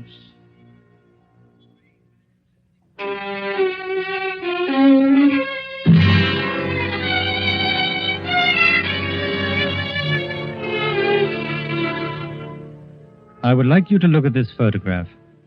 It's the picture of Sir William Brent, ex-head of the English Criminal Investigation. I knew Sir William well, and he always terrified me. Not in the sense that he was brutal or evil. He was none of that. But look at that cold face, particularly his eyes. When he looked at you, you flushed with guilt. Every misdeed you ever committed in your life floated over your face. A glance from him made you feel as if you were stark naked. He saw you with all your defenses down. Sir William was the scourge of criminals, coldly unemotional, utterly without fear or passion. He tracked them down mercilessly and never lost a case. There was no feeling in him, no pity, no hate, nothing but terrifying, cold intelligence. And he was deadly to everyone he went after. I'm going to tell you about his last case. A case that, well, even recalling it sends real shudders through me. I swear it's true. I saw it with my own eyes. I wish I never had. I witnessed it in all its dreadful details. One night at the club, about 11 o'clock, a boy came up to me. Telegram for you, sir. I ripped open the envelope and read the telegram. Dear Arthur, will you come and dine with me at Turret House, Sydenham on Thursday? There will be several guests, and I think I can promise you an unforgettable evening. It was signed by Sir William Brent. I was annoyed. I don't like to receive telegrams so late in the evening, and Sir William could easily have phoned, unless he didn't want to go into details with me. I decided to phone him.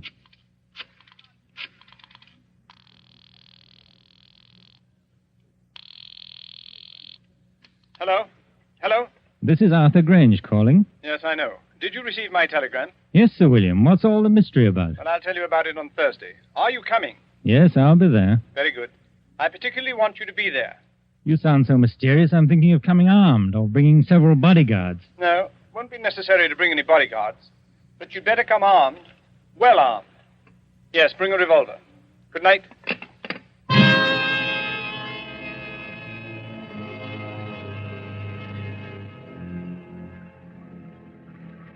Early Thursday evening, I made my way to Turret House.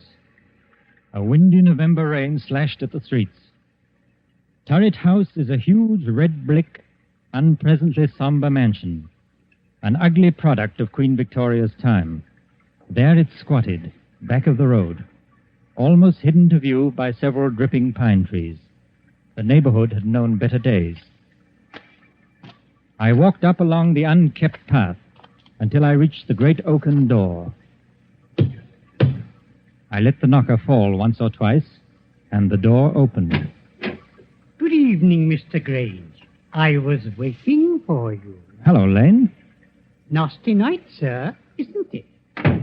There's not much warmer in here. There's a fire in the dining room, sir. Whatever made Sir William move into this drafty dungeon? Oh, we haven't moved in, sir. It's only temporary. Sir William just rented it. We still live in the West End. Oh, I see. Have any of the other guests arrived? Yes, Mr. Grange. Miss Stone is here. Miss Stone? Yes, the mystery writer. This way, Mr. Grange. I'll show you to the dining room. Sir William will be down shortly. Oh, hello. I'm Roberta Stone. How'd you do? I'm Arthur Grange, an old friend of Sir William's. Yes, I know. I've read some of your mystery stories and enjoyed them very much. Oh, thank you, Mr. Grange. Just what is going on here tonight? I don't know. Sir William sounded awfully mysterious. But then, I've known Sir William for a long time. He never lets anyone down. If anything, he understates. I know. He told me to come armed. He told me the same thing. Here's my gun. I must admit, I've never fired it in my life. Well, this house is certainly a proper background for anything unpleasant. It's already been the scene of a crime. Oh? What crime? Murder. A particularly unpleasant one. Really? I must say the murderer couldn't have picked a more ideal spot. Isn't it a fact? You know, I once wrote a story of... Good evening, Roberta. Yeah. Arthur, I'm glad you're both on time. Hello, Sir William. Hello. A nice apartment you have here. A sort of mausoleum and dining room combined. You're a bit afraid, aren't you? Of course not. Why should I be? Your eyes give you away. What's all this about? You invite us to this godforsaken dungeon and tell us to come armed? Don't be upset, Arthur. I'm sure you'll come out of this all right. You mean we may be in some danger? Naturally, I wouldn't tell you to come armed otherwise. Who is this other guest, Sir William? There are 2 more guests. But first we'll have a drink, and then I'll tell you both all about it. Lane. Yes, Sir William? Will you serve the drinks? Yes, sir. Now, I'll tell you what's going to happen tonight.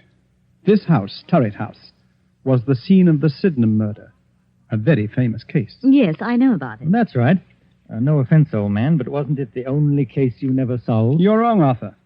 I solved the Sydenham case, but I couldn't bring the criminal to justice because of insufficient evidence. You mean you knew who the murderer was? Oh, yes, of course. It was the nephew. The police knew it, too. Then why in the world didn't you bring the case to a conclusion? Because the nephew had an absolute and unimpeachable alibi. To have arrested him would have meant a waste of time and money and a release in the end. Besides, according to English law, a man discharged can never be arrested again on the same murder charge. Well, this is all very fascinating. Has it anything to do with our being here tonight? Yes, Roberta, it has. In a short while, the nephew, John Bedford, will be here to dine with us. And, oh yes, the victim, Miss Ferguson. What? Well, wait. You mean Miss Ferguson wasn't actually murdered? Miss Ferguson is quite dead. Has been dead these 2 years. You mean you're going to have the body of Miss Ferguson here at dinner? Oh, this is a little too much. If you'll excuse me, I'll dine elsewhere tonight. Not so fast, Roberta. Perhaps you'd better wait until you hear the rest of the story. This promises to be a very gay dinner. Oh, yes. Now, as you both know, I've never lost a case, except the Sydenham murder, which will be finished tonight. Now, I'm an egotist. I don't believe there's a criminal in all England that can outwit me. As a matter of fact, I've resigned from the criminal investigation for the sole reason of trapping Mr. John Bedford. It's hard to believe. Well, I told you I was an egotist. No criminal has beaten me yet, and no one ever will. You have an awful lot of patience. Infinite patience. I devoted 2 years to this case, and now that my moment of triumph has arrived, I wanted to have some witnesses. A writer who will record the event, and an admirer who will applaud with awe the trickiness of my scheme. Well, if it's as gruesome as I think it is, I won't be here to watch it. Oh, yes, you will. Horror has a way of fascinating and hypnotizing people. Besides, Arthur, you'd be ashamed to run out now. I'll stay, of course. So will I. Good. Now, before I tell you my scheme, let me first acquaint you with the details of the murder. Exactly 2 years ago tonight, old Miss Ferguson.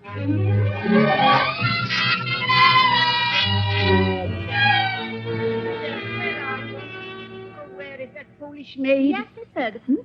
Why don't you answer when I call? I was in the kitchen, ma'am. It's after 10 o'clock. You should be on your way home. I was just about to leave. Has my nephew called? No, ma'am. Mr. Bedford hasn't called since yesterday. I told him he couldn't come in, just like you said. I don't ever want to see him again. He's no good. He's an evil man who will come to an evil end. You're never to let him in here, Hilda. He won't ever come in this house if I can help it. No, ma'am. Now you'd better run along and make sure all the doors are bolted. Yes, ma'am. Good night, Miss Ferguson. Good night, Hilda. A pity about that nephew of mine. I'll change my will. Won't leave him a penny, I won't. In the morning, I'll change the will. That's... Who's there? Who is it? It's I, Aunt Martha, your own affectionate nephew. What are you doing in my house? Oh, you're not at all pleased to see me. Your only living relative, too. I'd like you to leave at once or call the police, I've called. I'd rather not, Auntie. I want to have a talk with you. You don't want to talk to me. All you want is money. Yes, Auntie, I do want money. And lots of it. You've got all the money you'll ever get out of me. You won't even get a penny after I die. I'll see to that. Perhaps you'll appreciate the value of money after you've worked for it. You know, Auntie... You're wearing gloves. What are you up to? I've made up my mind. What are you doing? Keep away. You're an old woman. All that money's no good for you. You can never use it. I'm young, and money means life to me. A rich and gay life. You're old, and you're going to die soon anyway. No, it can't be. You're not going to do that. Yes, Auntie, I am. You don't want to live anywhere. You're lonely, you're sick, and you're old. I'm going to do you a favor. Nobody can hear you now. I'm your heir. Your only heir, Auntie. Your next of kin. The estate is going to be mine. All of it.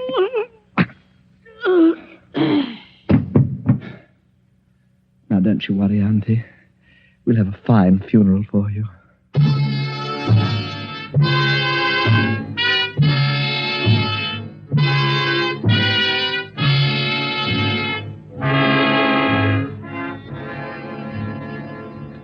That's pretty much the way old Miss Ferguson was murdered. Oh, how ghastly. Hilda found the body the next morning.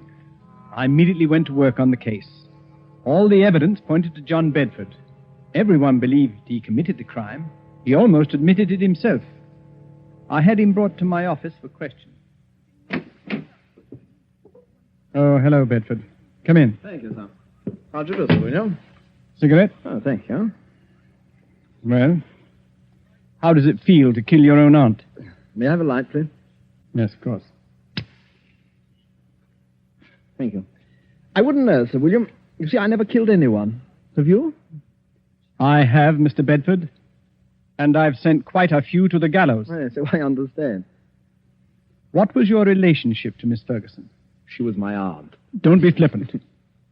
Flippancy only proves your guilt. Well, to tell you the truth, sir, my aunt didn't like me. She thought I was a spendthrift and a useless parasite, and she was quite right. Would you mind telling me where you were the night your aunt was murdered? Oh, not at all. In jail. I had drunk a little too much and gotten into a bit of a tiff with someone, that's all. Have you ever been arrested for drunkenness before? Never, Sir William. This was my first offense. It's quite an alibi. Quite a fact. It would hardly be possible for me to be in jail and kill my aunt at the same time, you know. Unless, of course, my aunt came into my cell and allowed me to murder her, after which she walked back to Turret House as a ghost, dragging her body behind her. According to my reports, Mr. Bedford, you drink very little. No one who knows you has ever seen you drunk before. You probably got drunk in joyful anticipation of murdering your aunt. As a thoroughgoing criminal investigator, don't you think you ought to check my story? I already have. Oh. You've done a very skillful job. Too bad you couldn't use your talents for something constructive. Oh, why don't you arrest me, Sir William? No, Mr. Bedford. I have time. Plenty of time. Well, you'd better work fast. By the time you get around to me, I'll have spent all of my aunt's beautiful money. It's not the money we're after. It's you. Your beautiful life. Good day, Mr. Bedford.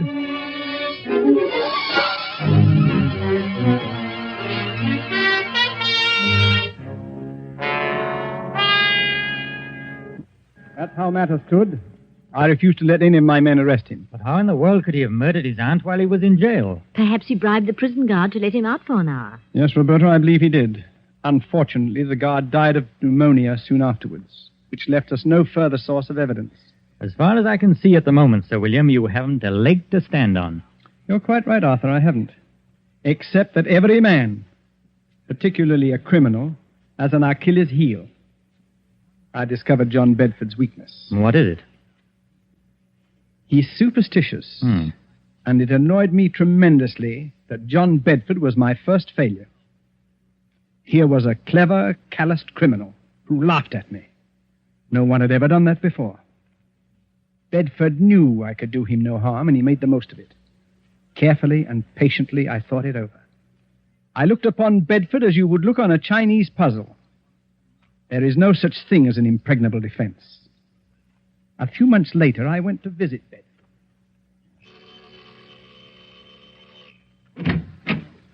Well, Sir William Brent. What a surprise. Won't you come in, please? Thank you, Mr. Bedford. Oh. Well, I'm honored to have the great Sir William Brent pay me a visit. You're not after any more clues, I hope. It gets rather tedious, you know. No, not at all. I know when I'm licked. Well, I don't want to appear smug, sir, but everyone has his Waterloo. Will you have a drink? No, thanks. I suppose you're curious about why I came here. Well, I'd hardly imagine it was a friendly visit. On the contrary, it is. You see, I admire brilliant people, no matter what their calling. Oh, you're very flattering, Sir William. I've resigned from the criminal investigation. I'm a private citizen now. Yes, I've heard about that. Most people misunderstand me. It wasn't my love for justice that made me pursue my profession with such tenacity and... Success? With the sole exception of your case, of course. It was a game of skill to me, my wits against all comers. I lost in your case. But then we've all got to lose sometime, haven't we? I don't believe you, Sir William. You're still out to get me. Well, there isn't much of a chance, is there? I'm afraid not, Sir William. I've kept out of trouble so far. Knock wood.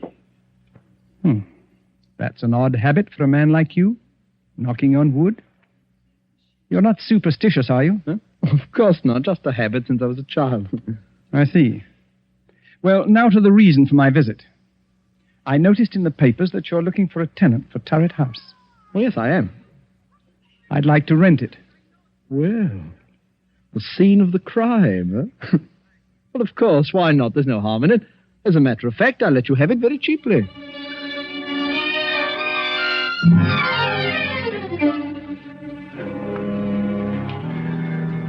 And that's how I rented this house.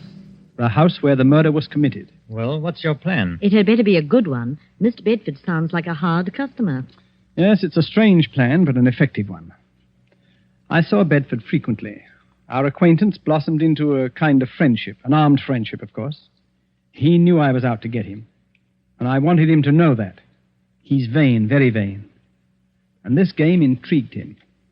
I also learned that he was very superstitious, although he denied it vigorously. Tonight is the anniversary of the murder, and tonight Mr. Bedford dines with us at 8 o'clock. It's nearly 8 now. Now, this is the plan.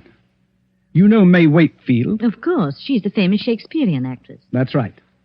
During dinner, she will enter the room in the precise likeness of Miss Ferguson, the murdered woman. We, of course, will pretend not to see her. We remain outwardly unconscious of her. Only Bedford will be aware of her presence. I believe Bedford will confess. I'd imagine he'd keep away on this night, especially if it's the anniversary. He's giddy with success. And also, the fact that Roberta Stone, the famous writer, is here with us, tweaks his vanity. He'll be here promptly. Oh, I don't like this. Well, this is just like one of your stories. It doesn't become you to be frightened. Oh, I won't run away. Well, there's one more thing. During dinner, the electric lights will be switched off at the main, and candles will be lit. Oh. We must have the correct atmosphere. You understand now? You're not to see May Wakefield. She doesn't exist for us. Is that clear? I'll look right through her. Oh, it gives me the creeps. That, I am sure, is our Mr. Bedford. The appearance of John Bedford suddenly made the whole scene grimly real. He was a tall, well-built man in his late 30s, immaculately dressed and perfectly groomed. At first sight, his face seemed pleasant enough, but on closer scrutiny, his gray eyes were hard and cold. He looked us over, all of us, with arrogance and superiority. I heartily wished I was elsewhere. This was one scene I had no desire to witness. After the introductions were over, we sat down to dinner. Is it still nasty outside, Mr. Bedford? Yes, and getting worse. Looks like we're in for a few days of this. Too bad. I was going to do some riding tomorrow. The soup is excellent. Yes, your cook should be congratulated, son. The soup's a masterpiece. Poor Alice. She's been my cook for 20 years. But she's given me notice, absolutely refuses to stay here, says this house is haunted. So? Roberta, this might make an interesting story for you. Yes, Sir William. You should speak to her. Alice swears that she has seen the figure of an elderly lady with finger marks on her throat walking about this house. Oh, come now, Sir William. This is too good. Such an obvious attempt to frighten me. Sir William is convinced that I murdered my aunt. Please, Sir William, a little more subtlety. Surely I deserve it. Perhaps the cook did see the figure. As you very well know, Mr. Bedford, I don't believe in ghosts, and I'm sure my cook never saw this elderly figure. It's all in her mind. Well, I'm afraid your little attempt didn't work, sir, but I must admire your graceful admittance of its failure. Yes, I suppose I'd better give up, shouldn't I? Oh, no, never give up. If at first you don't succeed, you know. Do you live very far from here, Mr. Bedford? Thank you, Miss Stone, but there's no need to change the topic. I hope you find this game as amusing as I do. I'm sorry, Mr. Bedford, but this isn't my idea of pleasant dinner conversation. Oh, we'll talk of pleasant things. I saw a very exciting play last night. Excuse me a moment. It's really fearfully hot in here. Do you mind if we get a little air, please? Oh, I'm sorry. It is rather warm. Lane, open one of the windows, please. Yes, sir. Awful weather, isn't it? Yes. I don't know how we're going to get home, really. It's a bad month of the year. I'd intended to go to the Riviera. What's the matter? Honest. Lane, What on earth is wrong with the lights? I don't know, sir. Well, don't stand there. Light the candles. We can't sit here in the darkness. And get the chauffeur. He knows something about electric lights. I'll call the chauffeur right away, sir. I'm terribly sorry about this. We've had trouble with the wiring before. The chauffeur will have it fixed in a few moments. Now, let's get on with our dinner. If this is one of your tricks, Sir William, Or have some more wine, Mr. Bedford.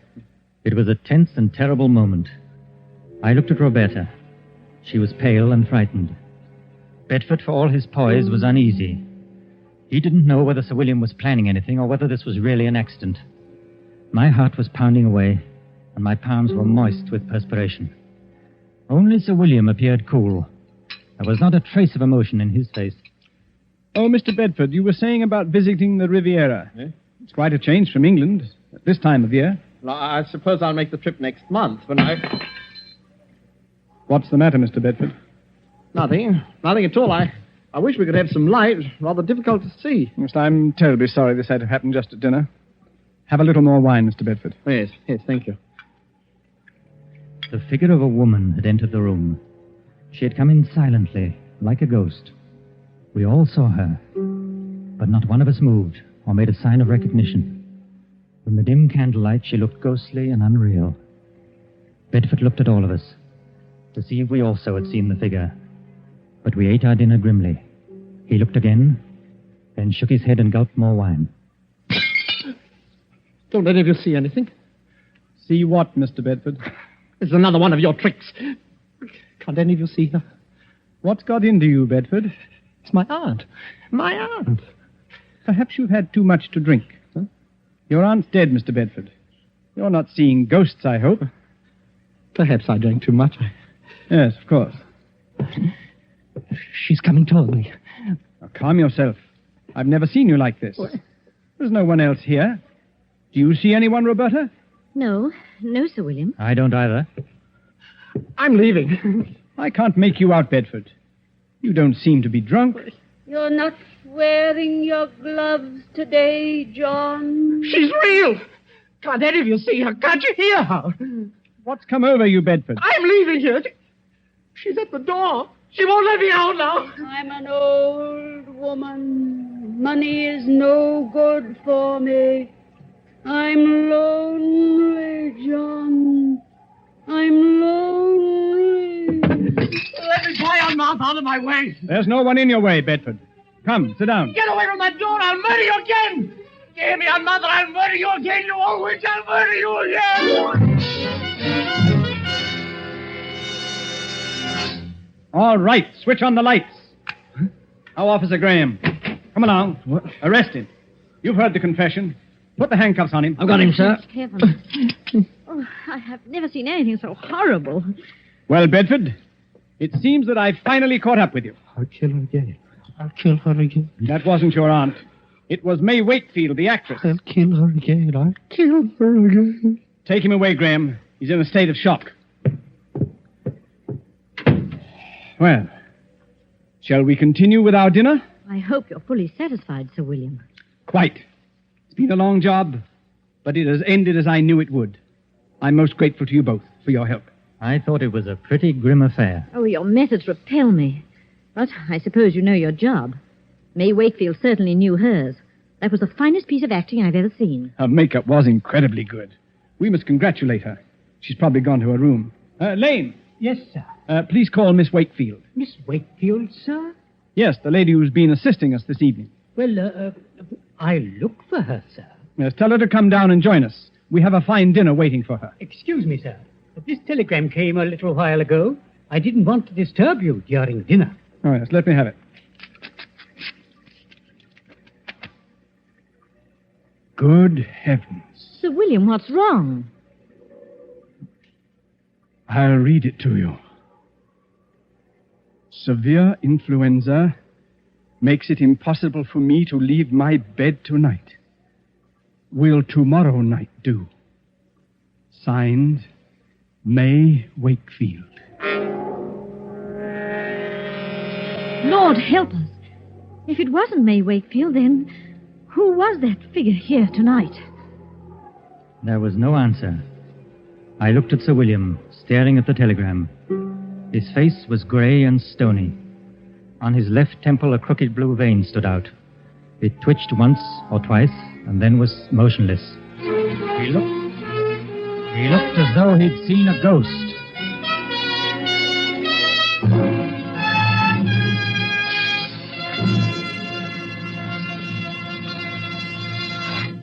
And so closes Banquo's Chair, starring Donald Crisp and John Loder. Tonight's tale of suspense. Now you may want to make a note of a change of time in these programs. Beginning next Tuesday, Suspense will be heard a half hour later, or 10 to 10:30 Eastern War Time.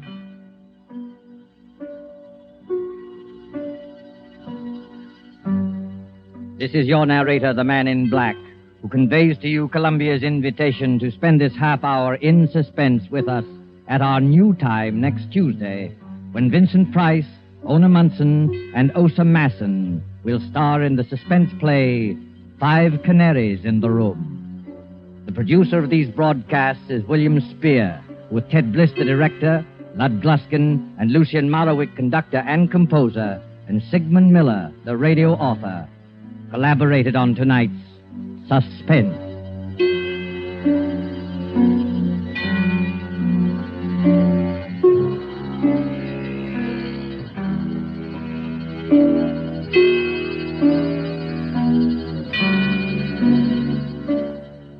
This is CBS, Columbia Broadcasting System.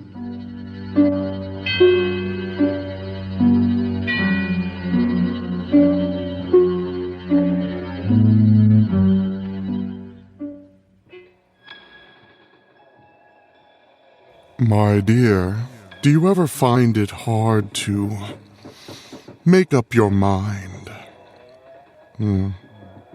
A mind is a terrible thing to waste, so why not make it up real nice, I suppose? But really, it's so hard to put down a pin, to stick it into one way or another, and hope for the best. I just have such a hard time making a decision. The Signal Oil Program, The Whistler.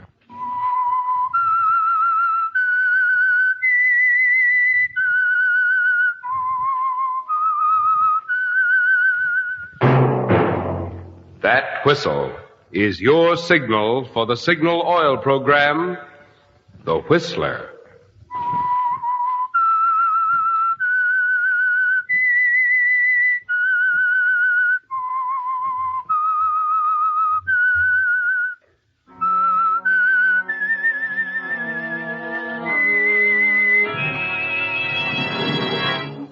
I am the Whistler, and I know many things, for I walk by night. I know many strange tales hidden in the hearts of men and women who have stepped into the shadows. Yes, I know the nameless terrors of which they dare not speak.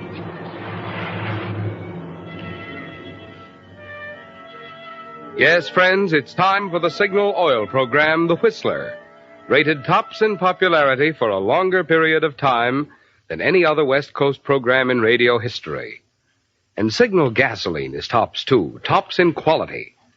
It takes extra quality, you know, to give you extra mileage. And Signal is the famous Go Farther gasoline. So look for the Signal circle sign in yellow and black that identifies friendly dealer-owned Signal stations from Canada to Mexico. And now the Whistler's strange story. Decision.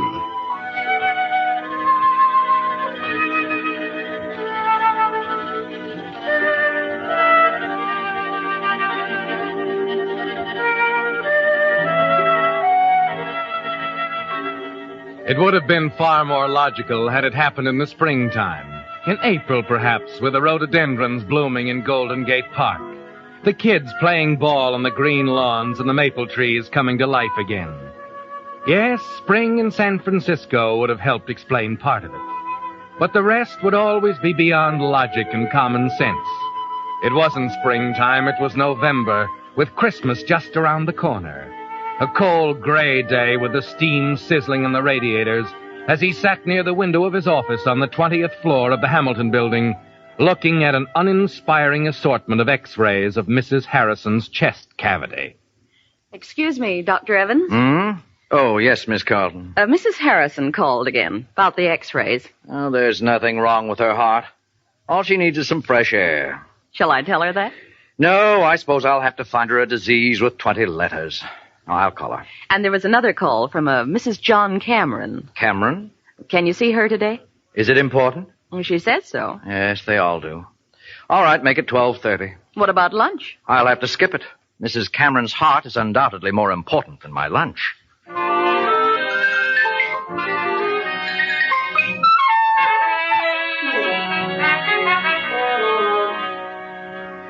And you noted it down in the book simply, 12:30, Mrs. John Cameron.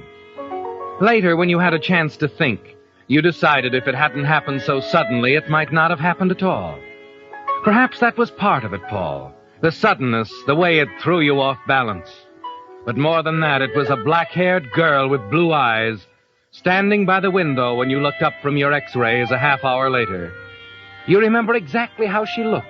The turquoise dress with a gold belt and clip, the smart little felt hat accenting her dark hair, making you realize in a split second what was wrong with all the girls you ever knew. She must have come in while you sat at the film illuminator looking at negatives and making notes. Evident mitral insufficiency, minor valvular lesion. You're Dr. Evans? Oh, right. I'll be with you in a moment. Request detailed cardiograph immediately. There we are. I'll just get rid of this stuff. Please sit down. Now, what can I do for... Hello, Doctor. I'm Carol Cameron. Carol Cameron? The nurse said you were rather concerned about yourself. Oh, no, it's not about myself. It's about my husband. Oh, I see. John Cameron, perhaps you've heard of him? Stocks and bonds, isn't it? Yes, a few too many for his own good, I'm afraid. Oh? He's been under a terrible strain recently, and night before last he had a rather severe attack. His heart? Yes. Dr. Miles, our family physician, suggested that I see you about it. I see. Well, tell me, where is your husband now? At home, in bed. Mm-hmm. Didn't Dr. Miles recommend a hospital? Well, John's awfully unreasonable. He wouldn't hear of it. He insisted that he'd be up and around in a day or two. Well, that is unreasonable. You'll see him, Dr. Evans? Yes, of course. I'll be glad to. I'll do what I can.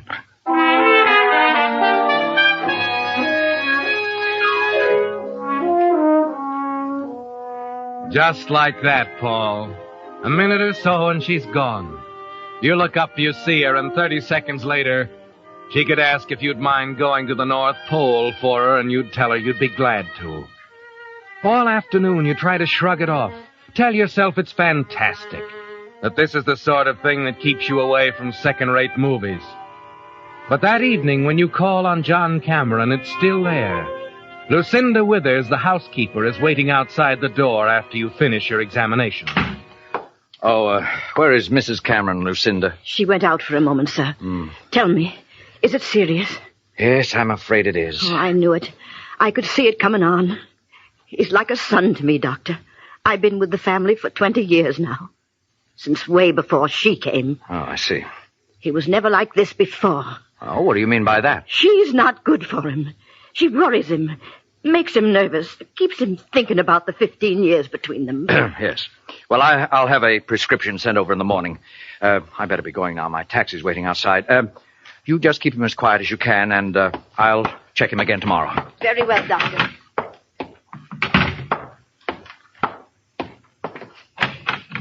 Oh, Dr. Evans. Oh. Just a minute. I wondered what happened to you.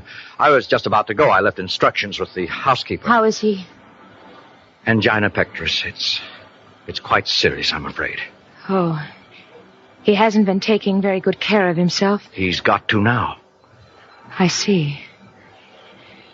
Well, must you go right away? Yes, I'm afraid I'd better. My taxi's waiting. Well, I thought it was waiting. Doesn't seem to be there now. That's odd. I told him to wait. I didn't even pay him. I'd be glad to take you. Can't understand. The car's right down at the curb. Oh, no. I couldn't. It'll only take a minute to call another cab. No, it's really no trouble. All right. I'll get my coat.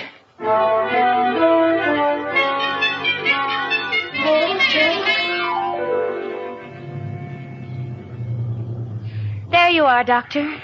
Right to the door. It was awfully nice of you, Mrs. Cameron. It's all right. Well, I guess the next thing to do is get out. Just a minute. I want to tell you I lied about the taxi. Huh? I told him to go. Why? Because I wanted to take you home. I'm very flattered. That's all. I just wanted to tell you. It's happened to you too, hasn't it? Oh, yes. Look, there's a friend of mine, a Dr. Andrews. He's an awfully good heart man. I'm sure he'll take the case. Please don't do that. What else can I do? It's only going to make it worse. I know, but you just can't throw away what's happened to us, can you? It'd be wrong to... It'd be wrong to do anything else, Carol. Is that what we're here for? To spend our lives looking for something that isn't there and then to suddenly find it? Throw it away? Oh, please, Carol. Well, shall we forget it? I'll be around tomorrow with the prescription.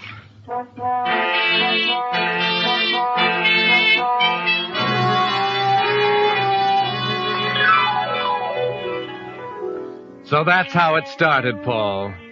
Yes, it was easy to analyze it, to list a million reasons why it was wrong. But the trouble was that when you were all through analyzing, it was still there, stronger than ever. You visit John Cameron the next day and the day after that. And before you know it, the days have grown into weeks. And the damp November night you arrange to meet her secretly at a little French cafe on Washington Street leads to a lot more of them. The two of you at the little corner table Henry reserves especially, not saying much, hardly realizing how the time has flown, that tomorrow is the day before Christmas. You know, that's one of my favorite Christmas hymns. It's beautiful. Yes. Christmas, day after tomorrow. Uh-huh. It's hard to realize it. You happy, Carol? Happy. And miserable. Well, did you expect anything else? No. I knew it was going to be this way, Paul. It's just that I feel so helpless, and I'm glad you came tonight, Carol, because I'm afraid this is going to be the last time. Oh, Paul. Don't you see how impossible it all is? We're both beating our heads against a stone wall. You're absolutely right, Carol. We are helpless. As I see it, the only thing we can do is try to be square with ourselves. Honestly, it just won't work any other way. No, I suppose not. John will probably hang on like this for years. Yes, he might if he's careful. You know, Paul, it's terrible to feel this way. What way? I just can't help it, Paul. I almost wish he'd... No.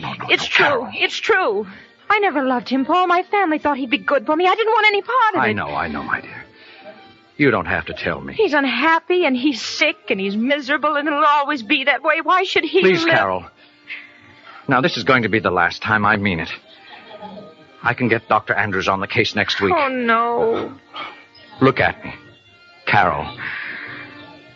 Oh, it's going to work out somehow. The right way. Will you believe that? All right, Paul. If you say so.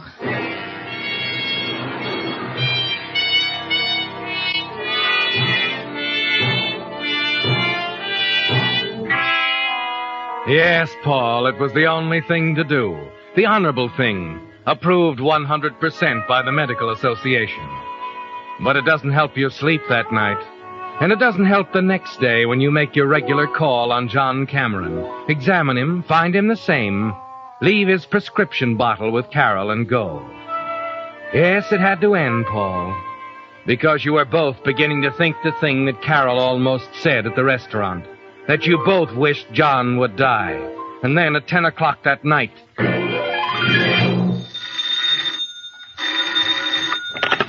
Hello? Dr. Evans. Yes? You must come at once, Doctor. Mr. Cameron's had an attack. I'll be right over, Lucinda. Now listen carefully. There's a bottle of amyl nitrate in the medicine cabinet in the bathroom. Break up a tablet in a handkerchief and make him inhale it. Is that clear? It's too late for that, Doctor. I'm afraid he's dead.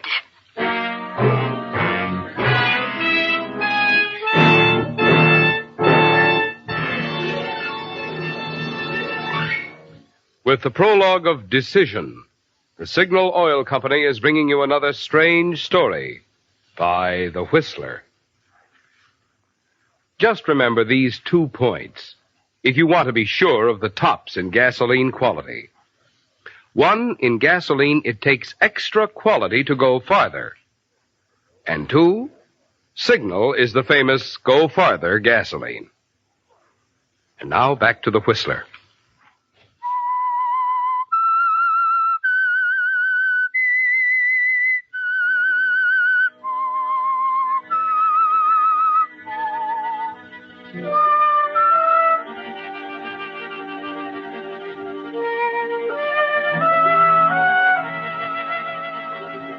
So it finally happened, Paul. John Cameron is dead. But it hasn't affected you as you thought it would. There was something so sudden about it. It happened so soon after you and Carol had decided to call it off. After she'd almost said what you'd both been thinking. Yes, there's something wrong with it. It just feels wrong. That's why after you've examined him, you turn to Lucinda. Lucinda, Yes, Doctor. you were here when it happened. Yes. Mrs. Cameron had given him his medicine and gone to bed. I heard him call. Yes. What happened then? He'd been violently sick. Said his throat was burning. Throat was burnt. Well, you must be mistaken. No, sir. And he was all doubled up with cramps. You're wrong. You must be. It's the truth, sir. Did you give him anything? No. It was my night out, and I'd only just come I see. in when... Excuse me a minute.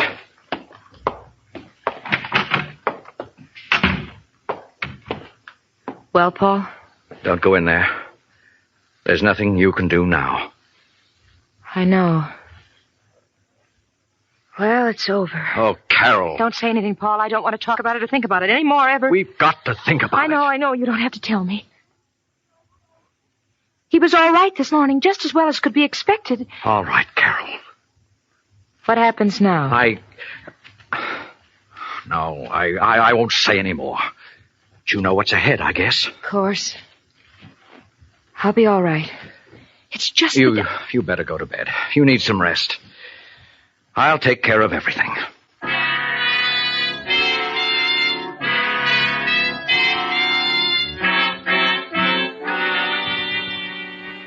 It's almost midnight when you get back to the office and take the prescription bottle out of your pocket.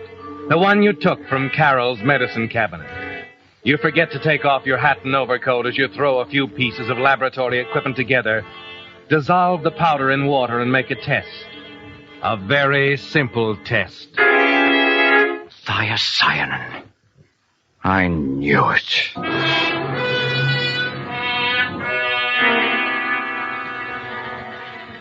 Poison. Well, Paul, it's quite a decision, isn't it? You look down at the blank death certificate on your desk until the letters burn into your brain, and you can see them when you close your eyes. It's the most important decision you'll ever have to make, Paul.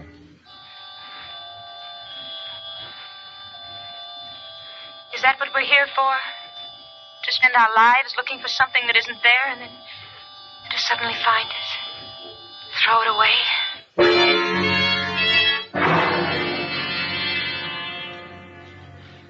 2 o'clock. 3. 4. All you can do is sit and stare at the desk, trying to think it through. Your medical certificate's on one wall, the Hippocratic Oath in a neat black frame on the other. 6 o'clock. 7. 8. And then your nurse arrives. Why, Doctor, you've been here all night. Yes. It's Cameron. He's dead. Well, it was only a matter of time. Yes, I guess it was. I'll make out the certificate. Death from natural causes, angina pectoris acute. Yes, Doctor? Oh, nothing.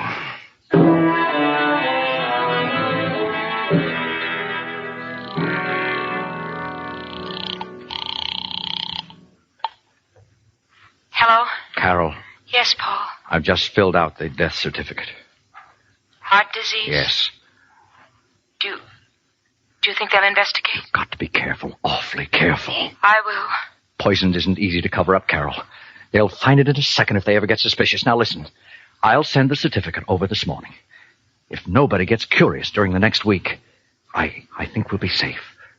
All right, Paul. But we mustn't be seen together under any circumstances. I don't want you even to telephone me if you can possibly help it. Okay? Okay. Well, that's all then. Good luck, darling.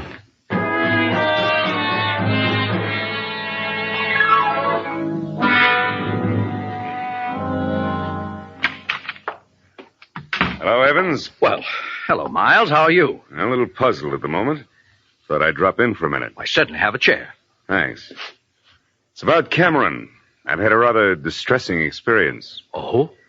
I've been their family doctor for some time, of course. I didn't know Mrs. Cameron before she married John some years ago, but I've always thought her a rather charming person. Well, she seems to be. Yes. You know her pretty well, Paul? Oh, well, naturally, in attending her husband. Yeah, of course. Do you think she's a woman of character? Yes, I'd say so. So would I. Miss Lucinda Withers, however, seems to think she's a murderess. Just what does that mean? I don't know. The woman was completely confusing. A lot of rambling, disconnected remarks that seemed to imply that you and Mrs. Cameron were in love. Well, as you said, Miss Withers seems to be confused. Yes. Well, I just think, Paul, that you ought to do something about Miss Withers. You know as well as I that this sort of thing can ruin you.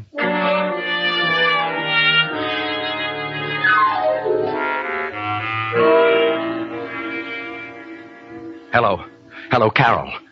Yes. Listen, darling. You've got to get Withers out of town.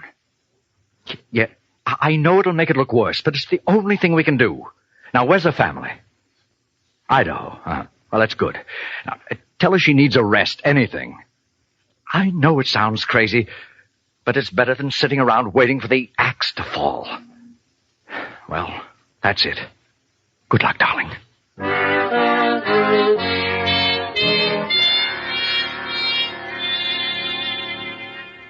You're walking on thin ice, Paul. You can almost hear it cracking under your feet, and it seems to be getting thinner. The funeral on Thursday, then Friday, Saturday, and Lucinda's still in town. Carol was right. It only made it worse to try and get her to leave. You're just waiting now. It's only a matter of time. And then, bright and early Monday morning... Hello, Doctor. I'm Willard Stevens. How do you do? I'm afraid I'm John Cameron's cousin. Flew out from New York. I see. I have a rather delicate problem on my hands. I hope you'll understand. I'll try to. About John's death. I had a letter from him indicating he planned to make certain changes in his will. It arrived just a day or two before he died. Does that suggest anything to you? No, I'm afraid it doesn't. You naturally ascribed his death to his heart condition? Yes, naturally. I realize it would be embarrassing for me to contest your diagnosis. I'm hoping you'll work with me and... In what? I had a talk with Miss Withers the night I arrived. She's a meddlesome old fool. Oh? How did you know? Dr. Miles told me. Does that answer your question? It answers that question. I assume you have others. Indeed, I have. And I'm afraid, Doctor, there's only one way to answer them. What's that? An exhumation and an autopsy.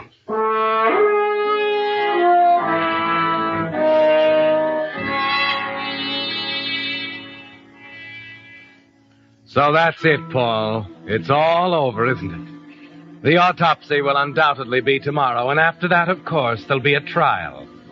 The next decision is easy, isn't it? It would be useless to try and run away. It would never lead to anything. You and Carol could never find happiness with an axe hanging over your heads. So the next day, during the autopsy, you sit at home quietly in the chair by the phone, waiting for it to ring. Hello? Hello, darling. Oh, is the autopsy over? Yes. They're waiting downstairs to take me to the coroner's office for the report now. Listen to me. Paul, would you do me a favor? Anything, Carol. Will you leave? Now? Leave? What do you mean? Look, if it's going to happen, there's no reason for it happening to both of us. That's about the most ridiculous thing you ever said. Oh, Paul, please listen to Go me. with them, Carol. I'll be down there in an hour. But it's... Carol, there's only one thing in the world right now.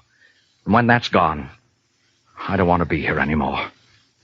I hoped you'd say that. You keep your chin up, darling. I'll see you in an hour.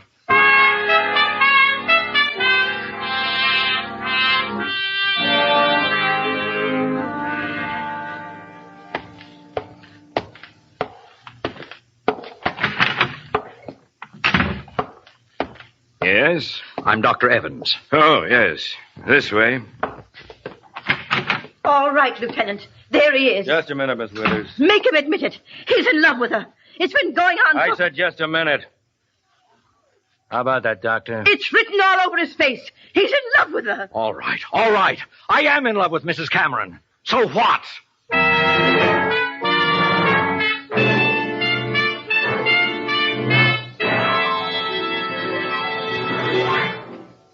The Whistler will return in just a moment with a strange ending to tonight's story.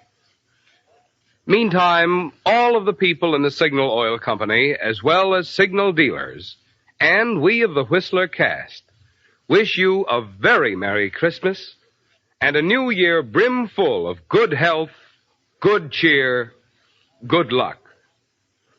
And now back to the Whistler.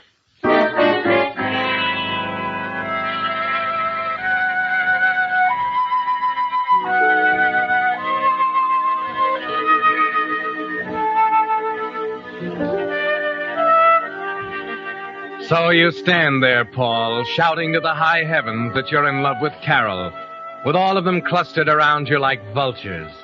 It doesn't seem to matter anymore, does it? In spite of your love for Carol, you know that sooner or later your sense of responsibility would have forced you to tell the whole story. There's a long silence, and then the police lieutenant slowly walks over to Lucinda Withers. All right, Miss Withers, now that we're all here, maybe you'll tell us why you tried to frame Mrs. Cameron. I don't know what you're talking about. On April 5th, you bought 100 grains of thiocyanate at the Black and White Pharmacy on O'Farrell Street, right? I did no such thing. You signed Evelyn Jones on the register. That's a lie. Is this the woman, Mr. Thorson? That's the woman. I make a practice of remembering the faces of people who buy poison. Excuse me. I think I'd like to sit down. Sure, Doctor. Take a chair over there.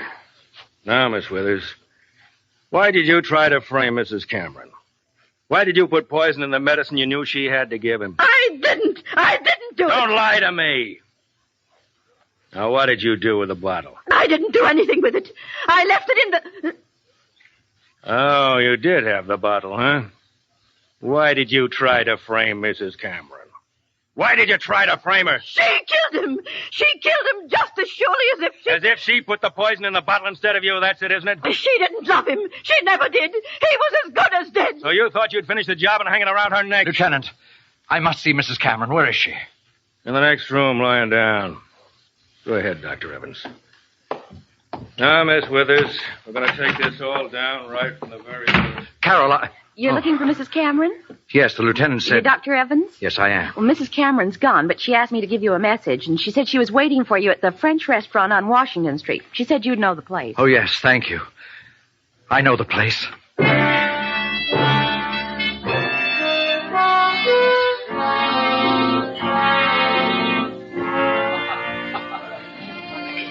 Carol. Oh, Paul. Carol.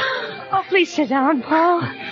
Here it is, the same table, as before. And we said it would never happen again. Yes, the nerve of us, saying what will and won't happen. We were fools, Paul. I was the fool, thinking all the time that you'd killed her. I know, but you had every reason when I think how I acted after it happened, but I thought it was you. You gave me his prescription that morning, and an hour after I gave it to him, He was dead. We were both wrong. It was Lucinda who killed him. She thinks she did. They say they'll have a better case against her if they let her confess it first before they tell her. Tell her what? Paul, when you brought the new prescription that morning, the old bottle was still half full. And that's the one she put the poison in. What? That's the way it happened, Paul. You see, darling, I used the new bottle the night he died. That's why I was so sure you did it. The prescription was perfectly all right. There was nothing... Of course it was. And I was so sure he was poisoned. Those symptoms... Lucinda was lying, Paul, about the burning in his throat and the cramps. Don't you see? Then the autopsy was okay. There was no murder. No, there was no murder, Paul. You see, darling, your diagnosis was correct. John died of natural causes, just as you said on the certificate.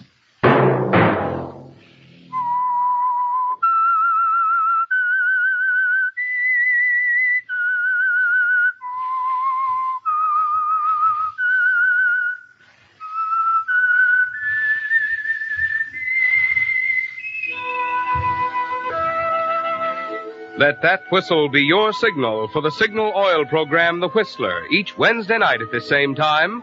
Brought to you by the Signal Oil Company, marketers of Signal gasoline and motor oil and fine quality automotive accessories. Signal has asked me to remind you, to get the most driving pleasure, drive at sensible speeds, be courteous, and obey traffic regulations. It may save a life, possibly your own.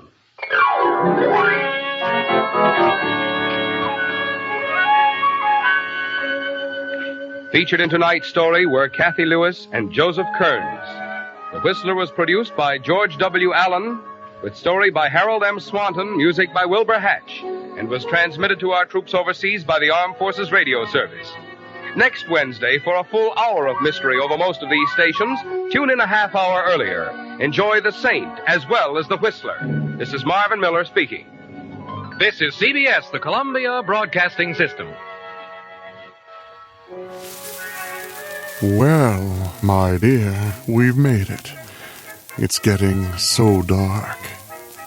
But that, of course, is because it gets darkest before the light. So I think it's time for you to head home and me to go back to, let's not talk about it. But please do come back. I'll be here, so happy to have you.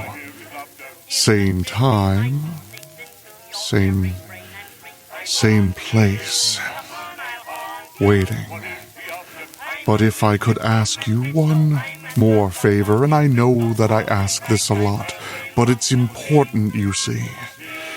Before you enter your beautiful home and lay your head on your soft pillow and tuck yourself into your warm covers, before you march off to the land of Nod, take just one moment and be thankful for what you have.